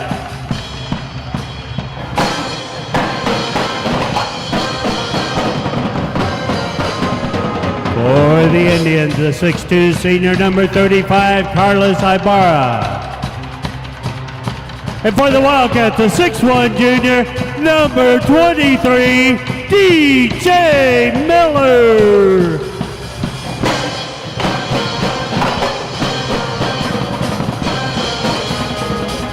Indians are coached by Luke Steinlich. The Wildcats are coached by Lonnie Paramore. All right, they didn't give me any chance to be able to pregame the other side, but anyways, let's go ahead and get this one going. Let's go ahead and get this one roaring. It's game time! Your Haven Wildcats will go up against the 1-6 Larned Indians. We'll take a look at their thing here real quick so that way you guys can be able to see that. They had the last win, the only win that they've had so far is against Nickerson. That was the last game that they played. So a little bit of momentum, don't you think? Yeah, that win against Nickerson gives them their first win of the season, gives them some confidence going into tonight. We'll see how much of that confidence is going to show off here as they go up against Oh, Haven Wildcats. Here we go. Dalton Schrog right there in the center circle. And oh, man, he had an easy time getting that one. So, okay, let me get things set up here for the rosters here. Here we go. There's the rosters for you guys as you see them on the screen here. And now let's take a look at the visiting side here as the first basket. Zeke Kraft from downtown as he opens this game with a Wildcat 3. And the Wildcats get the first points of this one here. Now the Indians will have it. They're in the orange here. And the Wildcats, of course, are in the gold and white. All right, it's over to number 15. Now he passes it all the way over to number 35, Carlos Ibarra. Now it's back over to 15, Jaden Smith. Smith now passes it over to 13, Ian Orth. Orth looking, he's got two players on him. He drives in between them, and he passes it over to number 33. Now it's back down to 2. Now it's Orth once again. Orth, he passes it back over to 33.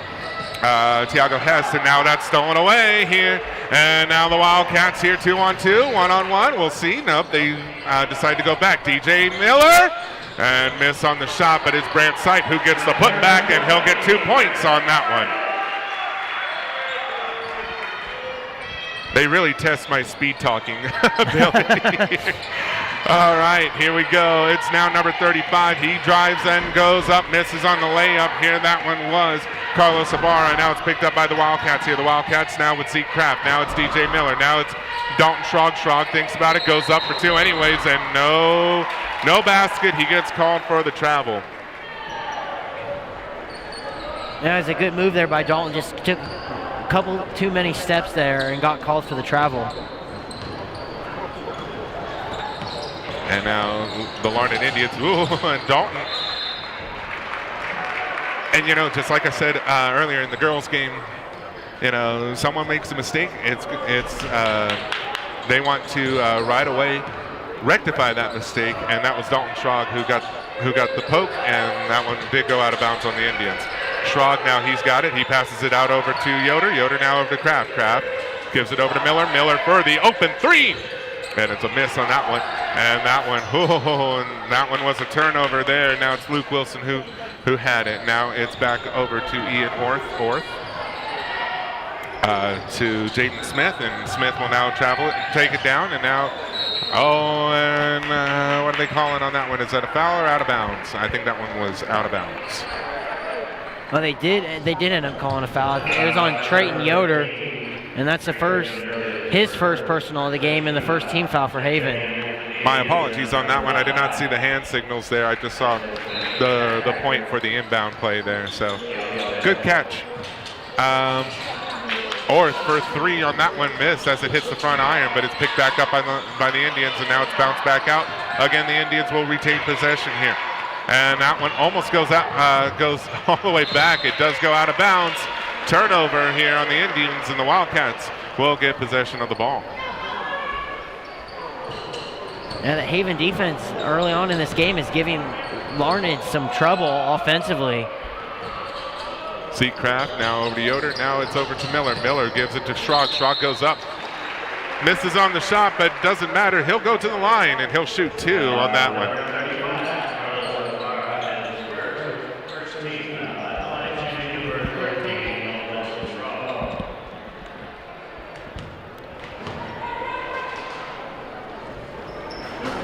And the first one bounces off the front and then goes in.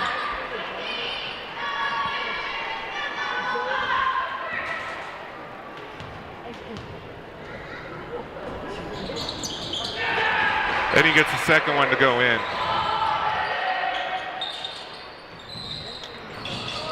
Dalton Schrog is the 6'6" player here for Haven High School. He's got to be one of the tallest, if not the tallest, player on the court. And he uses that height to his advantage every single time that he's on the court.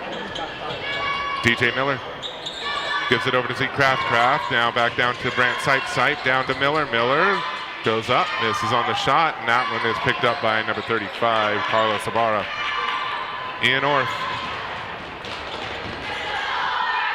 DJ Miller's the only one in the backcourt here. He was applying pressure. Now the Indians have it.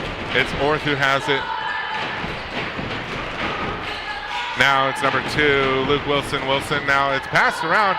Long 2 on that one for number 15, Jaden Smith, but it was a miss. That one eventually does go out of bounds, and it was last touched by Hayden.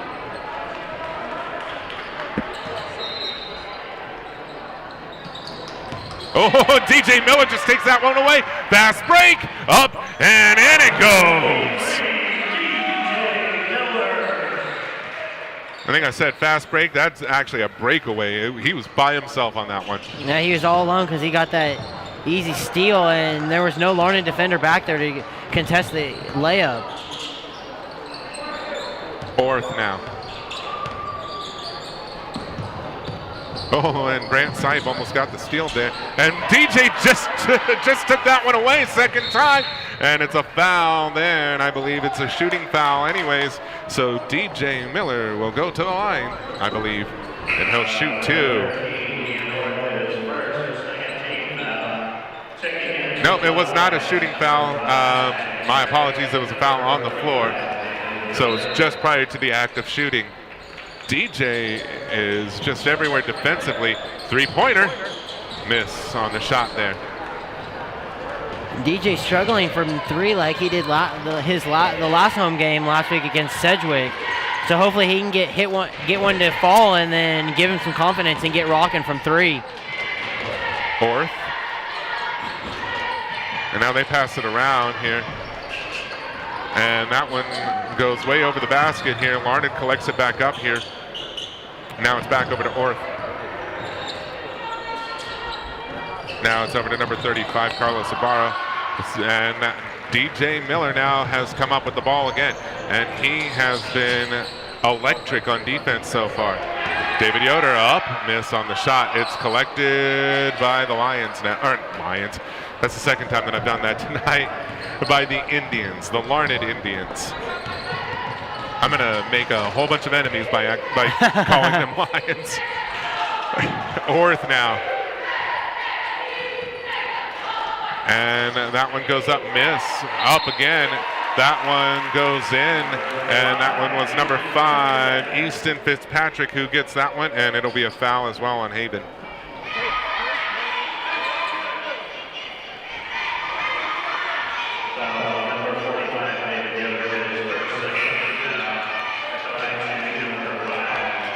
Two fouls each for both teams right now.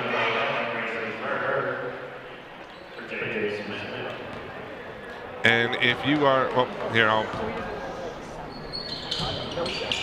and that was a miss on that one. David Yoder picks that one back up. And if you are missing the KU game at this moment, thank you for watching our game instead. It's halftime, and it's a 2-point difference between those two. I believe it's Iowa State that they're playing against. 33-31 on that end. All right, no go on the basket on that one for the Wildcats here. And now it's back over to Orth. He has it. That one goes out of bounds. Last touch by Easton Fitzpatrick. I was only able to give that update because it just rang on my watch. So.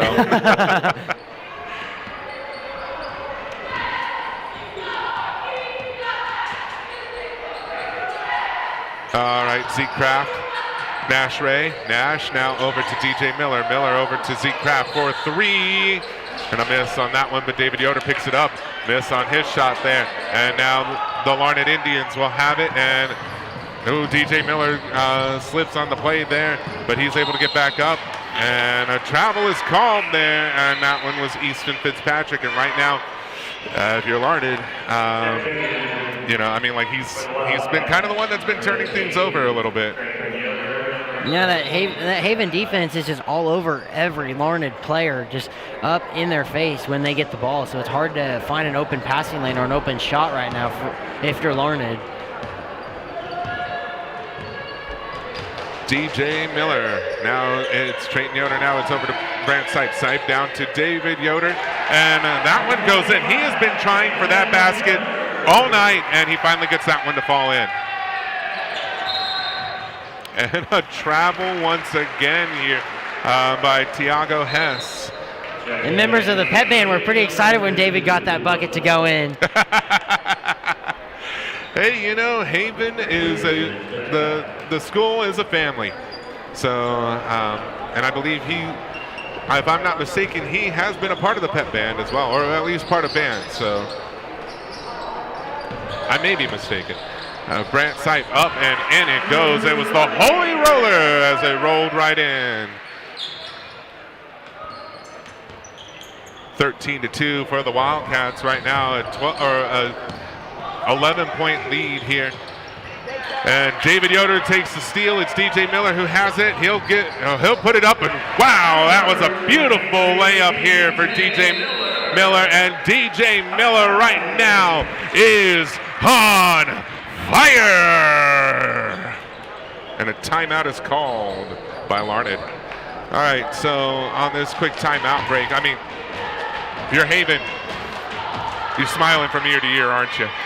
Yeah, everything's pretty much going your way. Your defense is playing great. Your offense is playing great. I mean, there are a couple. Your three-point shooting's not the best right now, but we all know that Haven has great three-point shooters that can easily turn that around. And if you're Larned, I mean, like, what do you got to do different right now? I mean, you're sitting at 2 points at the moment.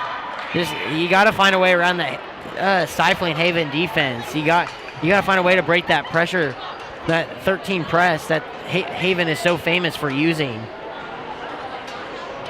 It is famous for a reason. It works, and it's a tough defense to be able to plan around. All right, well, we've got this moment here, so I'm going to fix my mistake from earlier and not have it say Heston anymore here. We've got less than a minute left to go in this one here. So, yep, very much so. It says Heston. All right. So, well, you know what? We're gonna continue on with it, with this here. So, all right. Right now, Larned has the ball, and travel is called here. And right now, they're just turning things over left and right at the moment. Yeah, they're hurting themselves with all these turnovers, and they're giving Haven the ball back with opportunities to add even more points to their lead.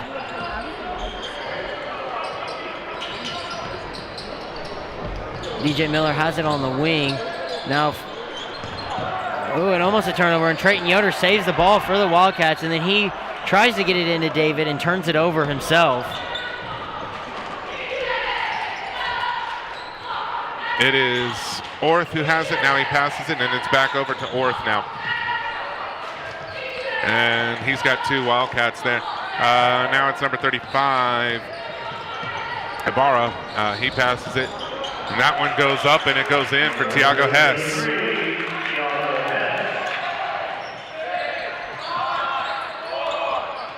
And DJ Miller up for Brant Sipe. The buzzer beater, and it goes in for Brant Sipe. And this one reaches the end of the first quarter. Your Haven Wildcats have a 17-4 lead here. Garrett, what do you think of that first quarter? It was a good start to the game for Haven, because pretty much everything was going your way from the start up until this point. The only thing that's not really going as well as they'd hope for Haven is their three-point shooting. DJ's struggling just a little bit, but we all know he's an excellent three-point shooter, and he can easily turn that around. He can, and he probably will here. Get himself warmed up, and he'll get going. All right, so this was the part that I wanted to get corrected here, because the next time that the Wildcats hit the hardwood, it's going to be against Halstead. That's on Friday.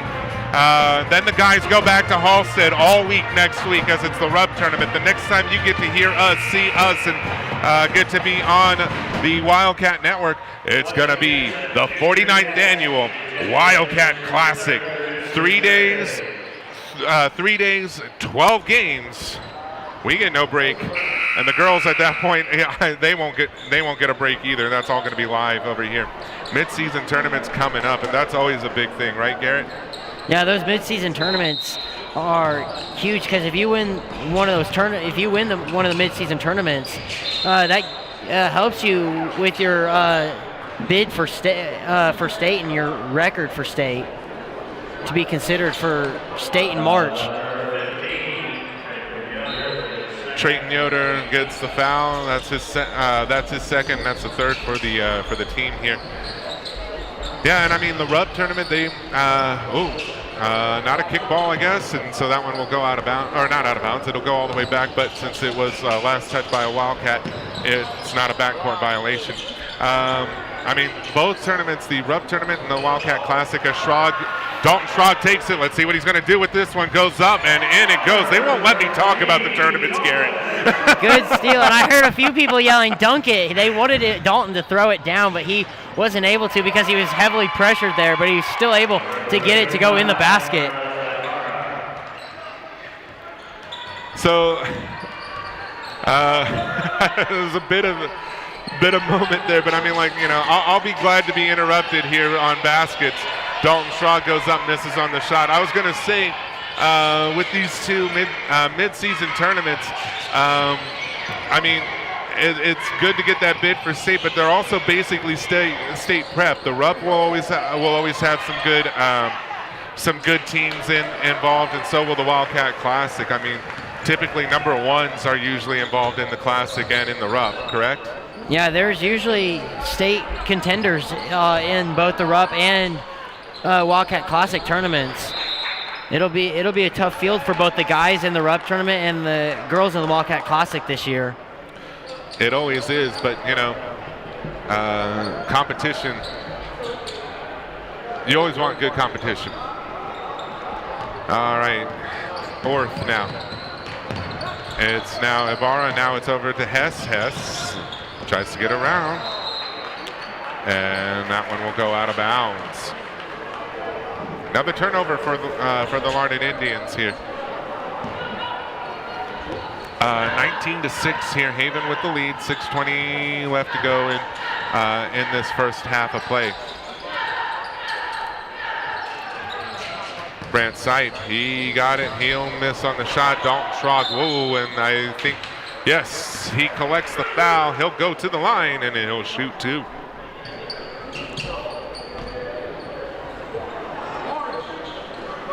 And that foul was on number 33, Thiago Hess, and that's his first personal and the third team foul for Larned of this half. And the first one is a make for Dalton.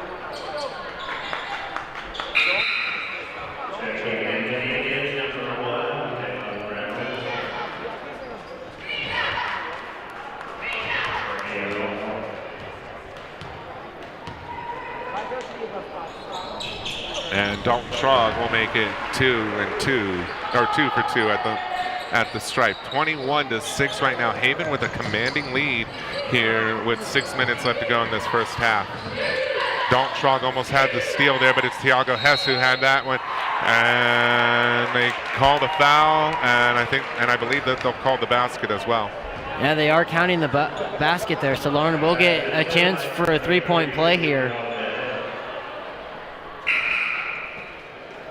And that foul is on number 15, Trayton Yoder, and that's his third personal of the half, so he'll have to sit for the rest of the first half as he picked up that very crucial third foul.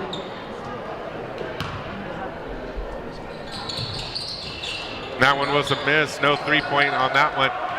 Seacraft, Nash Ray, wow,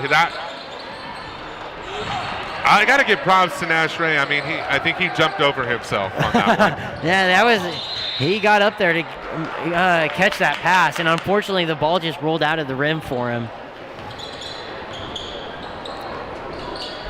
Well, it may have been picked up by the Indians, but it was thrown out of bounds here. Brant Sipe goes up. He misses on the shot, but he got his own rebound, and then he gets fouled as he goes up for the putback. And so he'll go to the line and shoot two here. The Larned Indians right now are sitting on 4 fouls. Actually, both teams are sitting on 4 fouls here, so about 3 more, and either team will be in the bonus. First one is a make for Brant Sipe.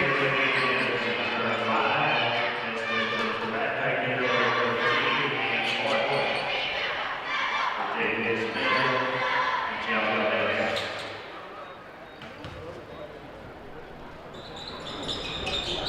And Brandside misses on that one. Zeke Kraft almost made a three-point play his way, but it did not go in. Ian Orth.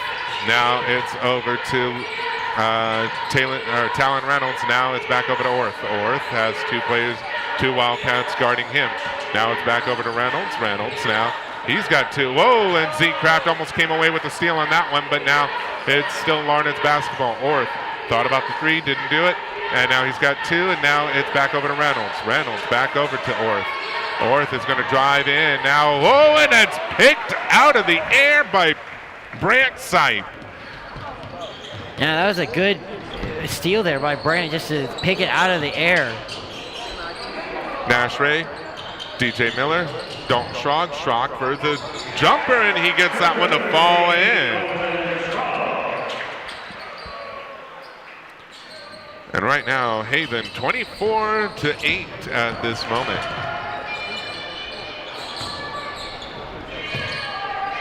Orth, Reynolds. And Brandside just says, I'll take it again, but it does go out of bounds, though. 30-second timeout. And now it's a 30-second timeout here, and trying to make sure that I get this right here. 30-second timeout on Larned. So, all righty, well, calm demeanor it looks like right now from Coach Lonnie Paramore. What do you think he's telling his players right now? Just to keep up what they're doing. Everything's been going their way. Their defense is playing amazing right now, forcing a bunch of Larned turnovers, and they're able to convert those turnovers into points, and that's what's helping them grow their lead right now. Now, earlier you were saying that they got everything to go their way, except that they were lacking on the three-pointers right now. But at this moment, would your emphasis be on threes anymore? Not really. They've been able to get the ball close to the basket and get those easy shots. Brant and then Dalton have been able to get shots close to the basket, and it's been working so far. DJ with the two. And just like you said, it's been working just like that here. DJ Miller gets his 6 points in the game. 6 points in the game. And if it's working, if it's not broke, don't fix it. Exactly. All right, Carlos Ibarra. Now it's Orth, and Brant Sipe, man, his hand has been touching the ball a lot on defense. He's been able to get steals and bat away passes. He's got to be your man on defense right now. Well, he goes to the bench right now, but I mean, when he was on the court, he had to be your man on defense, wouldn't you say? Yeah, he's been the defensive player of the game so far. He's been getting all these steals and deflections. Orth. Now it's over to Ibarra. Now back over to Orth. Larned's got to try to find some magic here as Ibarra gets the three-pointer, and maybe a bit of a momentum shift. Maybe they're trying to claw their way back into this one. It's a 15-point game at this moment.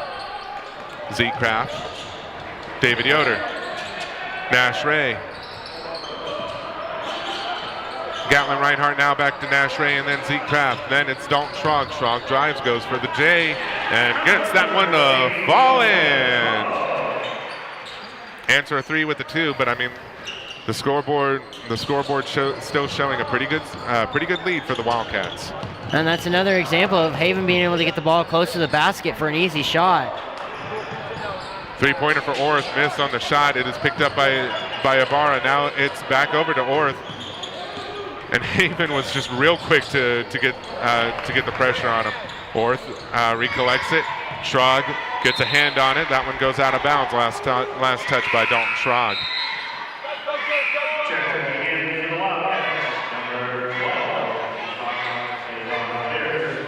And Zeke Kraft will now take his seat on the bench. He'll get a pretty good break here, well deserved. Cezanne Pierce is on the court here. That one does not go in, and that one will go out of bounds. Last touch by Larned.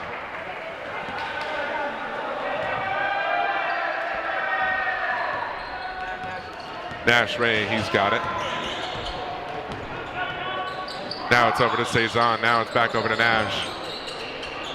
Gatlin, Nash, Cezanne. And he tried to get the pass over to David Yoder, but it went out of bounds last touch by, I believe, number 5, Easton Fitzpatrick, and he'll go to the bench himself. Gatlin Reinhardt.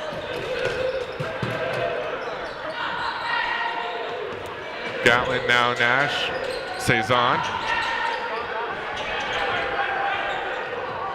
And Cezanne was able to pick that one back up. Now it's Nash Ray. He gets that poked out of his hand. He recollects it. And my goodness, how he recollected, I will never know. Nash Ray, Cezanne, Schrag. Schrag goes up, misses on the shot, and it's picked up by number 11, Brayson Bird. That was some nice floor movement for Nash Ray to be able to pick that one back up.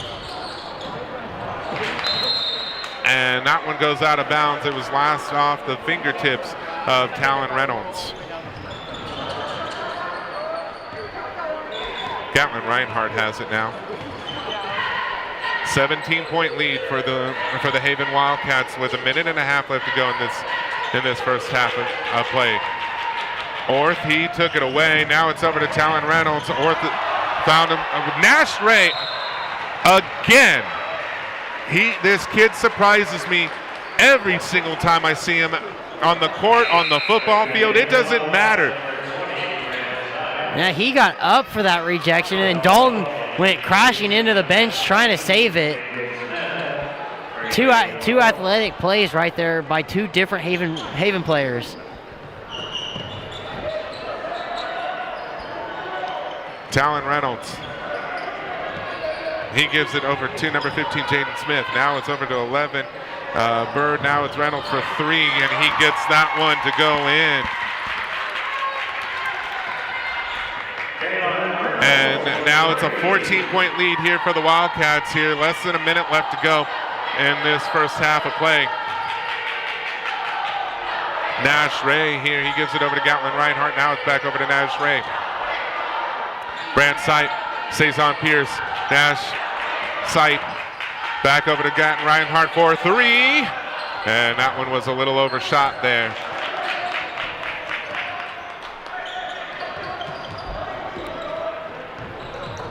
And the Indians could not be able to hold on to that one. I think they tried to make something out of it, and instead it got collected by the Wildcats once again here.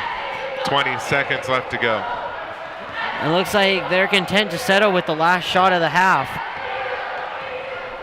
Once again, no shot clock in Keisha basketball. So you can hold on to it for as long as you want without a foul, of course. Brand Sight saves that one, almost goes in, misses on the shot. What? David Yoder beat the buzzer with the tip in there. That was amazing, and the Wildcats will go to the locker room with a 16-point lead. And again, that was amazing. You just heard my honest reaction and just shouting, what? Garrett, what are your thoughts on that first half of play? That was a great first half for Haven. They got a little sloppy there on defense. They allowed a couple three-pointers there by Larned to cut into the lead. But other than that, it was an amazing first half by Haven. And then for Larned, he gets a little bit of momentum there at the end of the half with those 2 threes there towards the end. All right, guys, I think that what kind of took a lot out of me on that one. It's 30-14. The Wildcats are rolling right now. We're going to take a break. You're watching the Little Cats at this moment, so we're going to give it over to them here. And we're going to go ahead and enjoy halftime. Enjoy the sights and sounds of Wildcat Gymnasium. We'll be right back with you.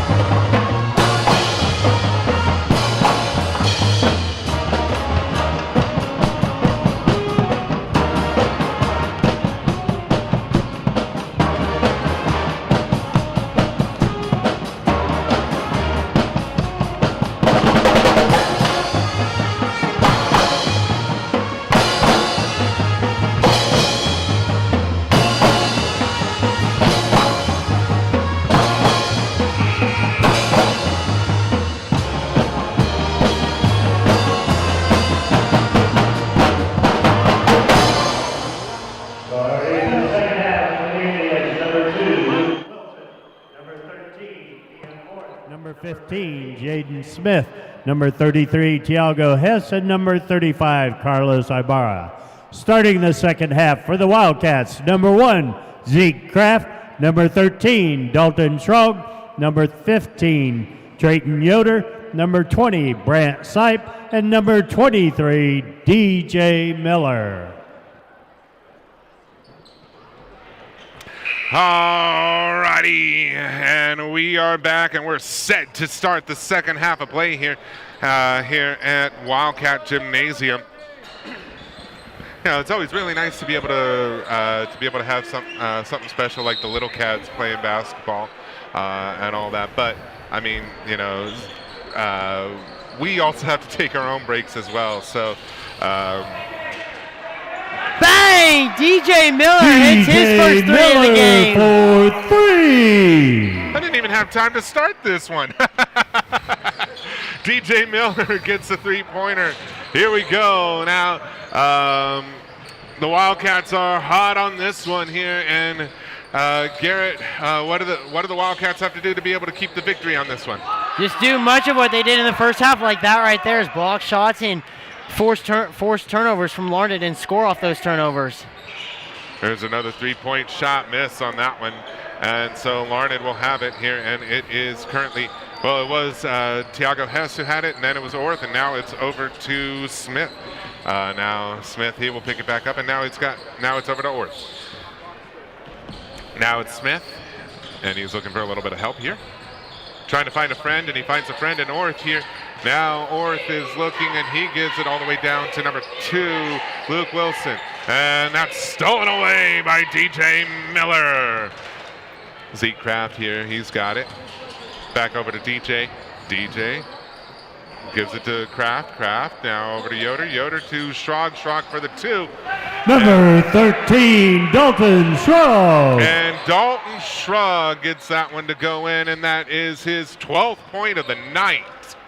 He's been a hot hand tonight so far. Although I think he still wants to dunk it too. Yeah, we all want to see Dalton dunk it. And I think Dalton will get called for the foul on that one.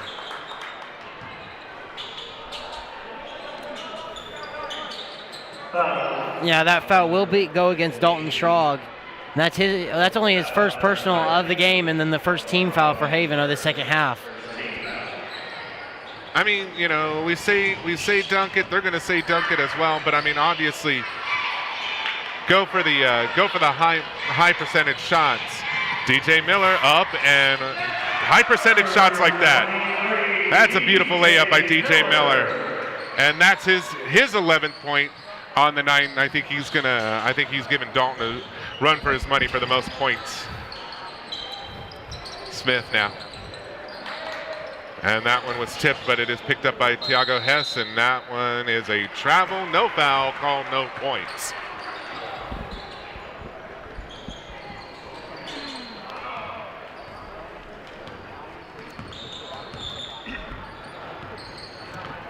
All right, now it's Zeke Kraft here as they cross that stripe already. DJ Miller for 3, miss on the shot there. Drayton Yoder, Zeke Kraft for 3 himself, miss. DJ with the rebound, up, miss, and got his own rebound, but he was also fouled on the active shooting, so he'll go to the line and he'll shoot 2. And that foul will go on number 13, Ian Orth, and that his second personal of the game, and the first team foul for Larned. And the first one goes in for DJ.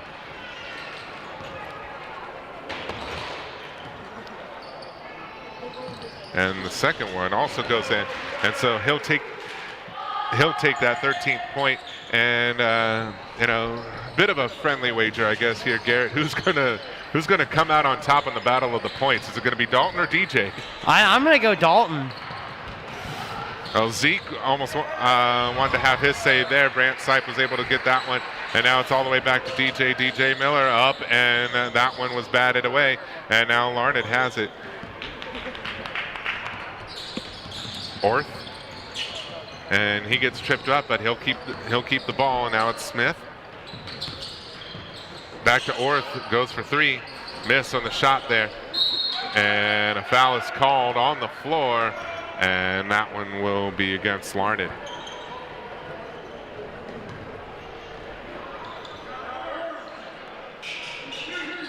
And that foul will go against number 2, Luke Wilson. That's his first personal, and the second team foul for Larned.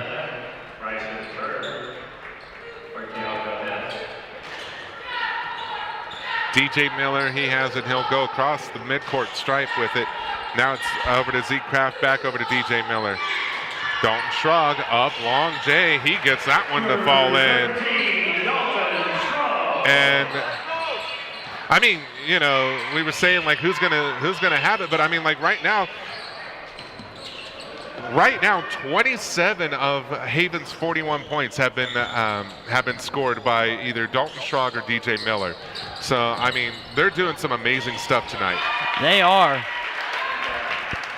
Number 15, Jaden Smith. Jaden Smith gets the 2 points to fall in there. Now Haven has it.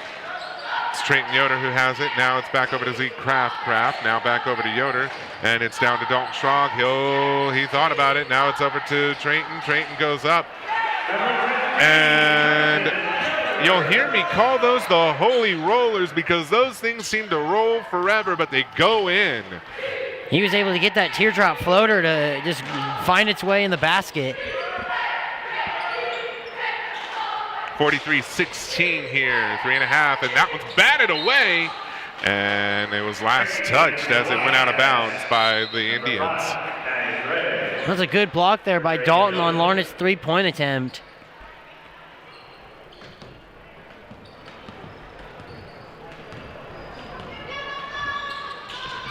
Nash Ray receives the pass from Zeke Kraft. Kraft now over to DJ. DJ to Nash Ray, back over to Kraft, back to DJ. To Brent Sipe, he passed that one. That one was a little wayward, and Nash almost found himself into the second row here on the visitor side.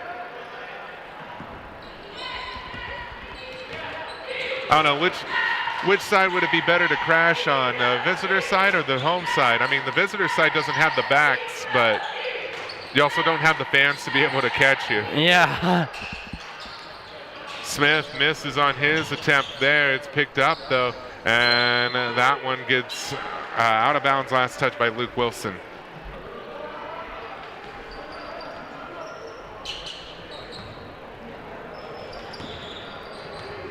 And now the Wildcats will roll that one. 2 minutes and 50 seconds left to go in this third quarter here.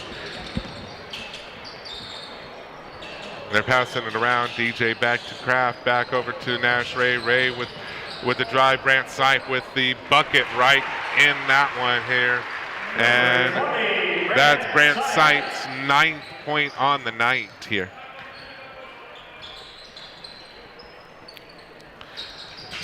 Luke Wilson. Now Orth. Now Smith. Orth. And Ibarra, and that one gets kicked out. Checking in to the Indians, number 5, Patrick. In for the Wildcats, number 11, Captain Reinhardt, and number 45, David Yoder. For the Kraft. All right. There's a 3-point attempt, and that one goes in for number 11, Bryson Bird. Or Bryson Bird.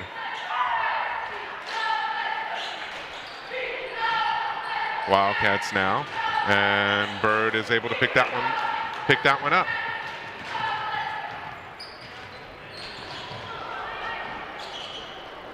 Bird now over to number 5, Fitzpatrick. Now it's down to Wilson as he scores the bucket. And now that narrows the lead here. It's now a 24-point lead. I mean, I say narrow, but it's still 24 points between the two teams. Gatlin Reinhardt, Nash Ray, Nash over to Dalton Shrog. Shrog tries to fight for every inch of that one. He'll get the foul, though, and he'll go to the line, and he'll shoot 2 free throws.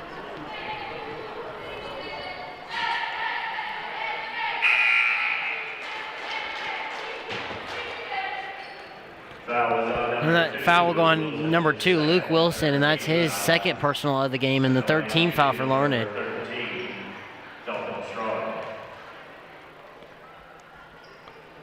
And Schrog will make that one go in, and so that'll be 3 points the old-fashioned way. No, sorry. What am I thinking of? It's that's the first of 2.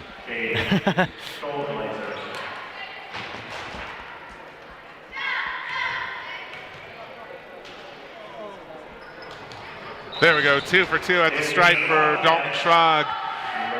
And you know, a lot of times, like, we think of Shaquille O'Neal and players like that, and we're thinking like big men don't make free throws. Dalton Schrog is the exception to that rule. Yeah, he's gotten better since last season, because last season he wasn't the best free throw shooter. He was still a decent one, but he's definitely a lot better this year. Rice and Bird, now it's over to Smith. Smith is trying to get around Nash Ray. Nash Ray says, I want a jump ball. And that will still be Indians' ball, but the possession arrow does change after every jump ball. And timeout is called here by the Larned Indians. So, all right. 26-point lead. You got Halstead coming up on Friday. I mean, we're still third quarter, but we're kind of previewing next week too, or the next game here. But you got Halstead coming up on Friday. You got the Rupp tournament coming up. I mean, are you really thinking more of, more high octane, or are you thinking, rest the starters so that way they can be ready for next week? Well, I think you rest some of the starters starting now, just so there's no injury, because you don't want to get one of your starters or key players injured right before the biggest tournament of the year, other than the state tournament. And that may be something that that Lonnie Paramore will be thinking about. But right now, I mean, there was a substitution made there, and Braxton Miller is now on the court. And you only have one starter on the court for Haven, and that's Dalton Schrog. He's the only starter for Haven that's playing in the game right now. It seems like he's been such the workhorse in this game. It almost seems like he's been playing non-stop the entire time.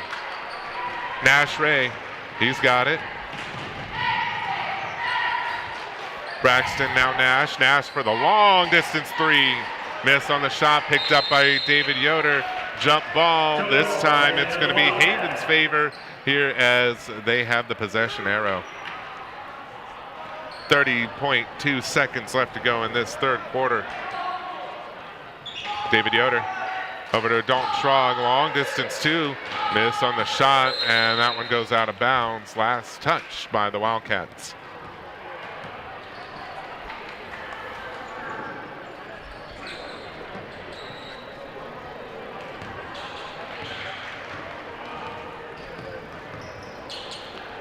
All right, Larned trying to see if they can be able to make some magic happen here at the end of this third quarter. Smith over to number 10. Cade Cole-Glazer. There we go. Cole-Glazer misses on the shot, and that one goes wayward. And the clock strikes zeros on the third quarter. We've got one more session of 8 minutes left to go in this one. And the Wildcats have a 26-point lead. Garrett, what were your thoughts on that third quarter? Pretty much more of the same for Haven as the first half. They were good defensively. They finally hit some three-point shots in that third quarter. And then for Larned, you finally were able to get inside and hit a few baskets close to the basket, and able to hit some threes to kind of gain some momentum going into this fourth quarter.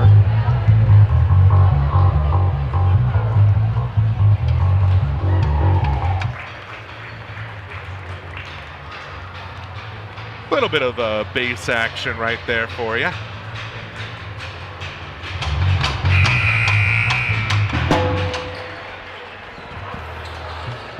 Just a little bit. Just a little bit. No complaints there, because we've got some very, very talented students here at Haven High School. you know, they'll play band, they'll sing in choir, they'll play basketball, they'll play football, they'll do everything. I mean, you know, students that are involved here at Haven High School, if they're involved in one thing, they're involved in everything. All right, a lot of changes here, here for both Larned and for Haven. So we start this fourth quarter here, and it's right now Talon Reynolds who has it. He's going to pass it over to Cole Glazer. Now it's Reynolds back over to Orth. Now over to number 2, Luke Wilson. Wilson drives. Foul on the floor, though. And so, actually, no, I think, yeah, it was a foul on the floor, and that was a foul on Gatlin Reinhardt here. Second foul for Haven in this half.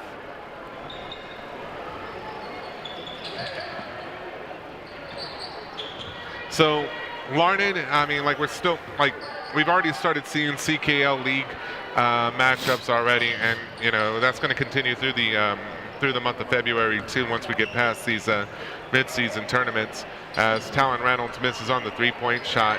I mean, while not all of them will be sub-state opponents, I mean, it's still important to be able to do well at league, is it not? Yeah, it's important to be able to play good against teams in your league. Nash Ray with the three-point attempt, and that was a miss there. And so Halstead's up next, you know, and then later on you've got Heston, you know, visiting Nickerson afterward, and then, I mean, it's just all, I mean, like in February there's also winter homecoming against Lions. I mean, it's just all gearing up for what could be a really, really good stretch for the Wildcats here. Trayton Yoder, and that one was just swatted out of the air for him. No chance at reaching that bucket there due to the defense. And that Heston game is going to be probably one of the toughest games Haven has left, because Heston and Haven have this rivalry, and Heston's always been a good basketball team, and it's going to be tough to beat Heston this year. They're always really good. Trayton Yoder was able to strip the ball away here, and a timeout is called here. And I think they're trying to figure something out. There's a bit of confusion here with the coaching staff and the officials here.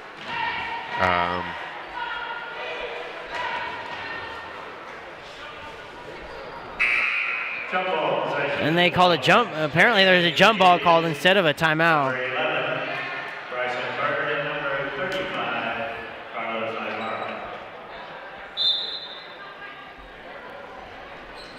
And now they're giving a timeout to Haven. A little bit of confusion at the moment, but a timeout for the Wildcats nonetheless, though.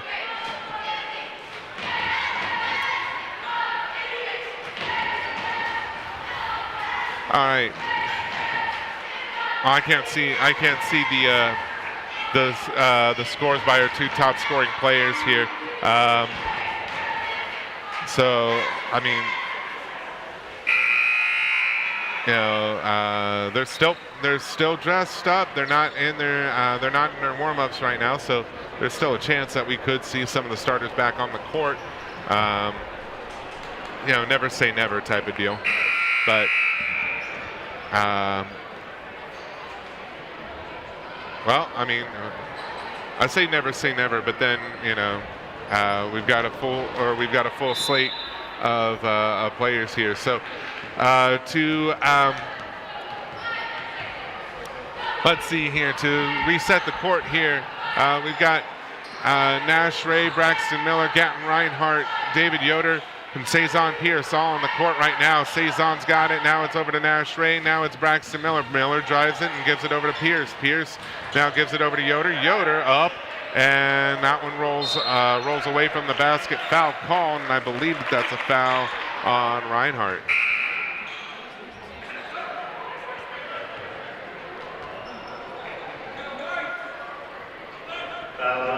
And that foul will go against Gatlin Reinhardt, his second personal of the game. And the third team foul for Haven.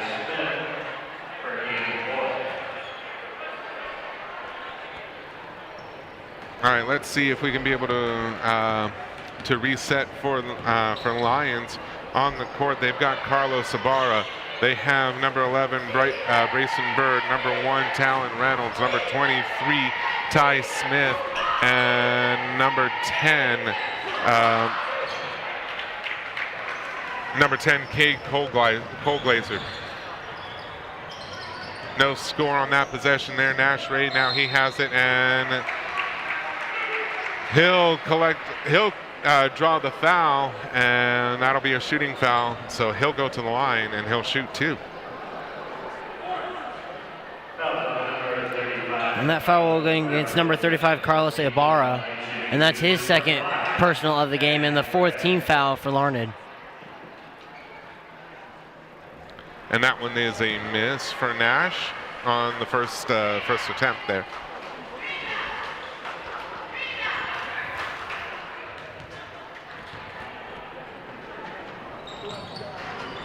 The second one does go in. It is 1 and 1 on that set of 2 free throws. Wildcats right now 48-21. They have the 27-point advantage here with 4:45 left to go in this game here. Nash Ray was able to pick up that one, and now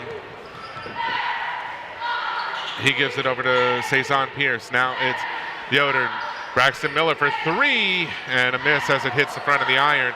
And it is picked up by Larned, particularly Ty Smith, number 23. Talon Reynolds now, and it's they pass it around here, back over to Reynolds here.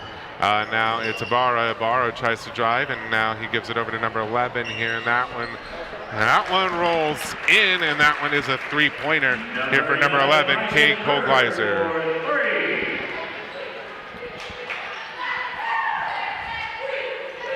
So they're the ones that are saying never say never right now. But it's got to be a little bit of a story of maybe a little bit too late or too little too late. That one was Cezanne Pierce with the attempt on the 3. It does roll out of bounds, last touched by the Larned Indians. And now Nash Ray will go to the bench, and Reese Yoder will take his place. And I think that cements it. I don't think we're going to see any more of the starters here.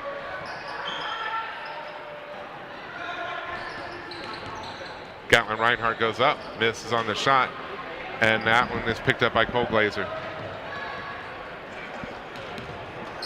They're going to pass it around here. Now it's Reynolds. He's got it. And it's a double dribble on that one. You don't see those too often anymore. The coaches seem to work the double dribble out of the game of their players. Reese Yoder, Braxton Miller, Cezanne Pierce, Gatlin Reinhardt. And now it's back over to Reese Yoder for a 3. Bang! Reese Yoder hits the 3. It took a minute to get in there, but it did go in. And he had a big smile on his face when he finally saw that go down. Oh man, I'm gonna have to play that one back later. That was beautiful. And the Olays have come out, and I don't know what theme jump ball called here. When the camera pans back that way here in a little bit, you're gonna see the student section. I have no idea what theme they're going with. I believe it was generations. Like each group, like the juniors would dress up as a certain generation. I think the seniors are dressed up as senior citizens. Okay.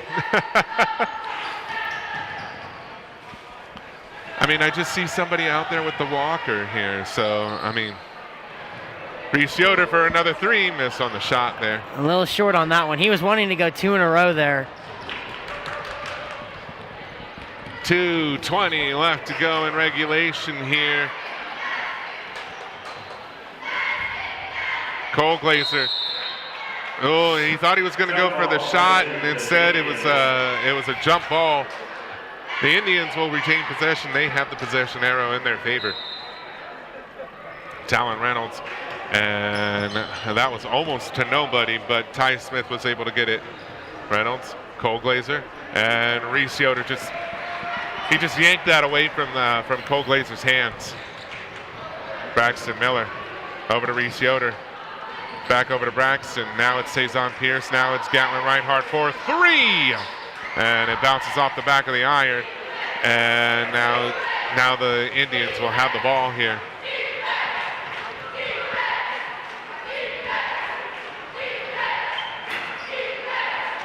And that one goes out of bounds. That one was last touched by Braxton. So a minute and a half, a little over a minute and a half left here. And, you know, this Wildcat team, they showed strength, they showed tenacity. And I think, talking to Lonnie Paramore earlier, I think I think he wanted a good victory here, and I think they definitely got that. Wouldn't you say so? Yeah, they came in here and we were able to defend their home court and take care of business here against Larned and get a good, solid win going into the Halstead game on Friday.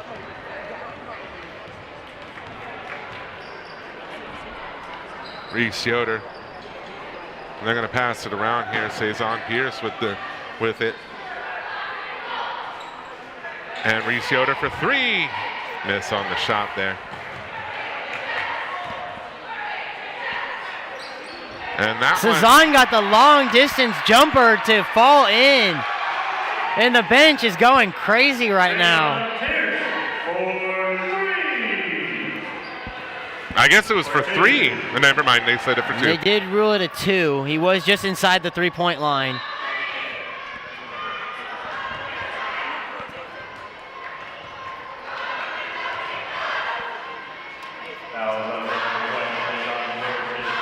And Mallory alluded to it earlier. She was waiting for it. Now the student section is finally chanting, I believe. And it's to the point where everything is shaking over here. 39 seconds left to go here. 4 fouls per team, so I'm going to correct that there. I think it was a big night for both teams here. We're going to come away with double W's here. Once again here, home court advantage has been strong for both the guys and the girls this season as Cezanne Pierce takes that one away. And David Yoder almost gets a beautiful layup, almost saves it too, but that one will go out of bounds. But home court advantage for the Wildcats. Both teams have been pretty good at home. Both teams will be going over to Halstead on Friday night. You're going to see that with what they have over there. And the next time we have you guys, it's the Wildcat Classic. That one goes in here for Ty Smith. And that was for 3. My apologies, but it doesn't matter anymore. It's 000. The Haven Wildcats come away with the victory. 53 to 27. Guys, we got Mallory Miller back over here. Guys, tonight was a big night. I think both teams were looking for victories here. What are your guys' thoughts on this one? Well, hold on. Let me get... They barely used any fouls. Not fouls, timeouts. So they didn't use very many other timeouts. The girls had a little foul trouble, but the guys hardly any. They didn't have foul trouble. Garrett, what about you? What are your thoughts? I think it was an all-around dominant victory for Haven. They won. They won the defensive battle and the offensive battle. Their offense was great. Their defense was outstanding. From the tip of the game to the end of the game, they played all-around excellent basketball tonight. And I concur both sides on that one. The girls had a bit of foul trouble in the first half of the game, their game, but they came away victorious. They just kept at it and took home a double-digit lead. The guys were just dominant on the court the entire time, and so big wins here as both teams go to Halstead. The guys don't get much of a break. They'll go right back to Halstead next week as well for the Rub tournament. We get a bit of a break, guys. But then we don't get a break anymore. I think we're all excited for it though, because here in about a week and a half's time, it's going to be the Wildcat Classic, and it's right here. 12 games. Tune in. That's here in a week and a half's time. You guys have any final shout-outs or anything like that? Go everybody. Go everybody. Garrett? Just shout out to both teams for defending home court and getting a W tonight. Shout out to our rookie over here, Briley. Yes, Briley did an awesome job. Shout out to Briley, and for Briley, for Mallory Miller, for Garrett Reese.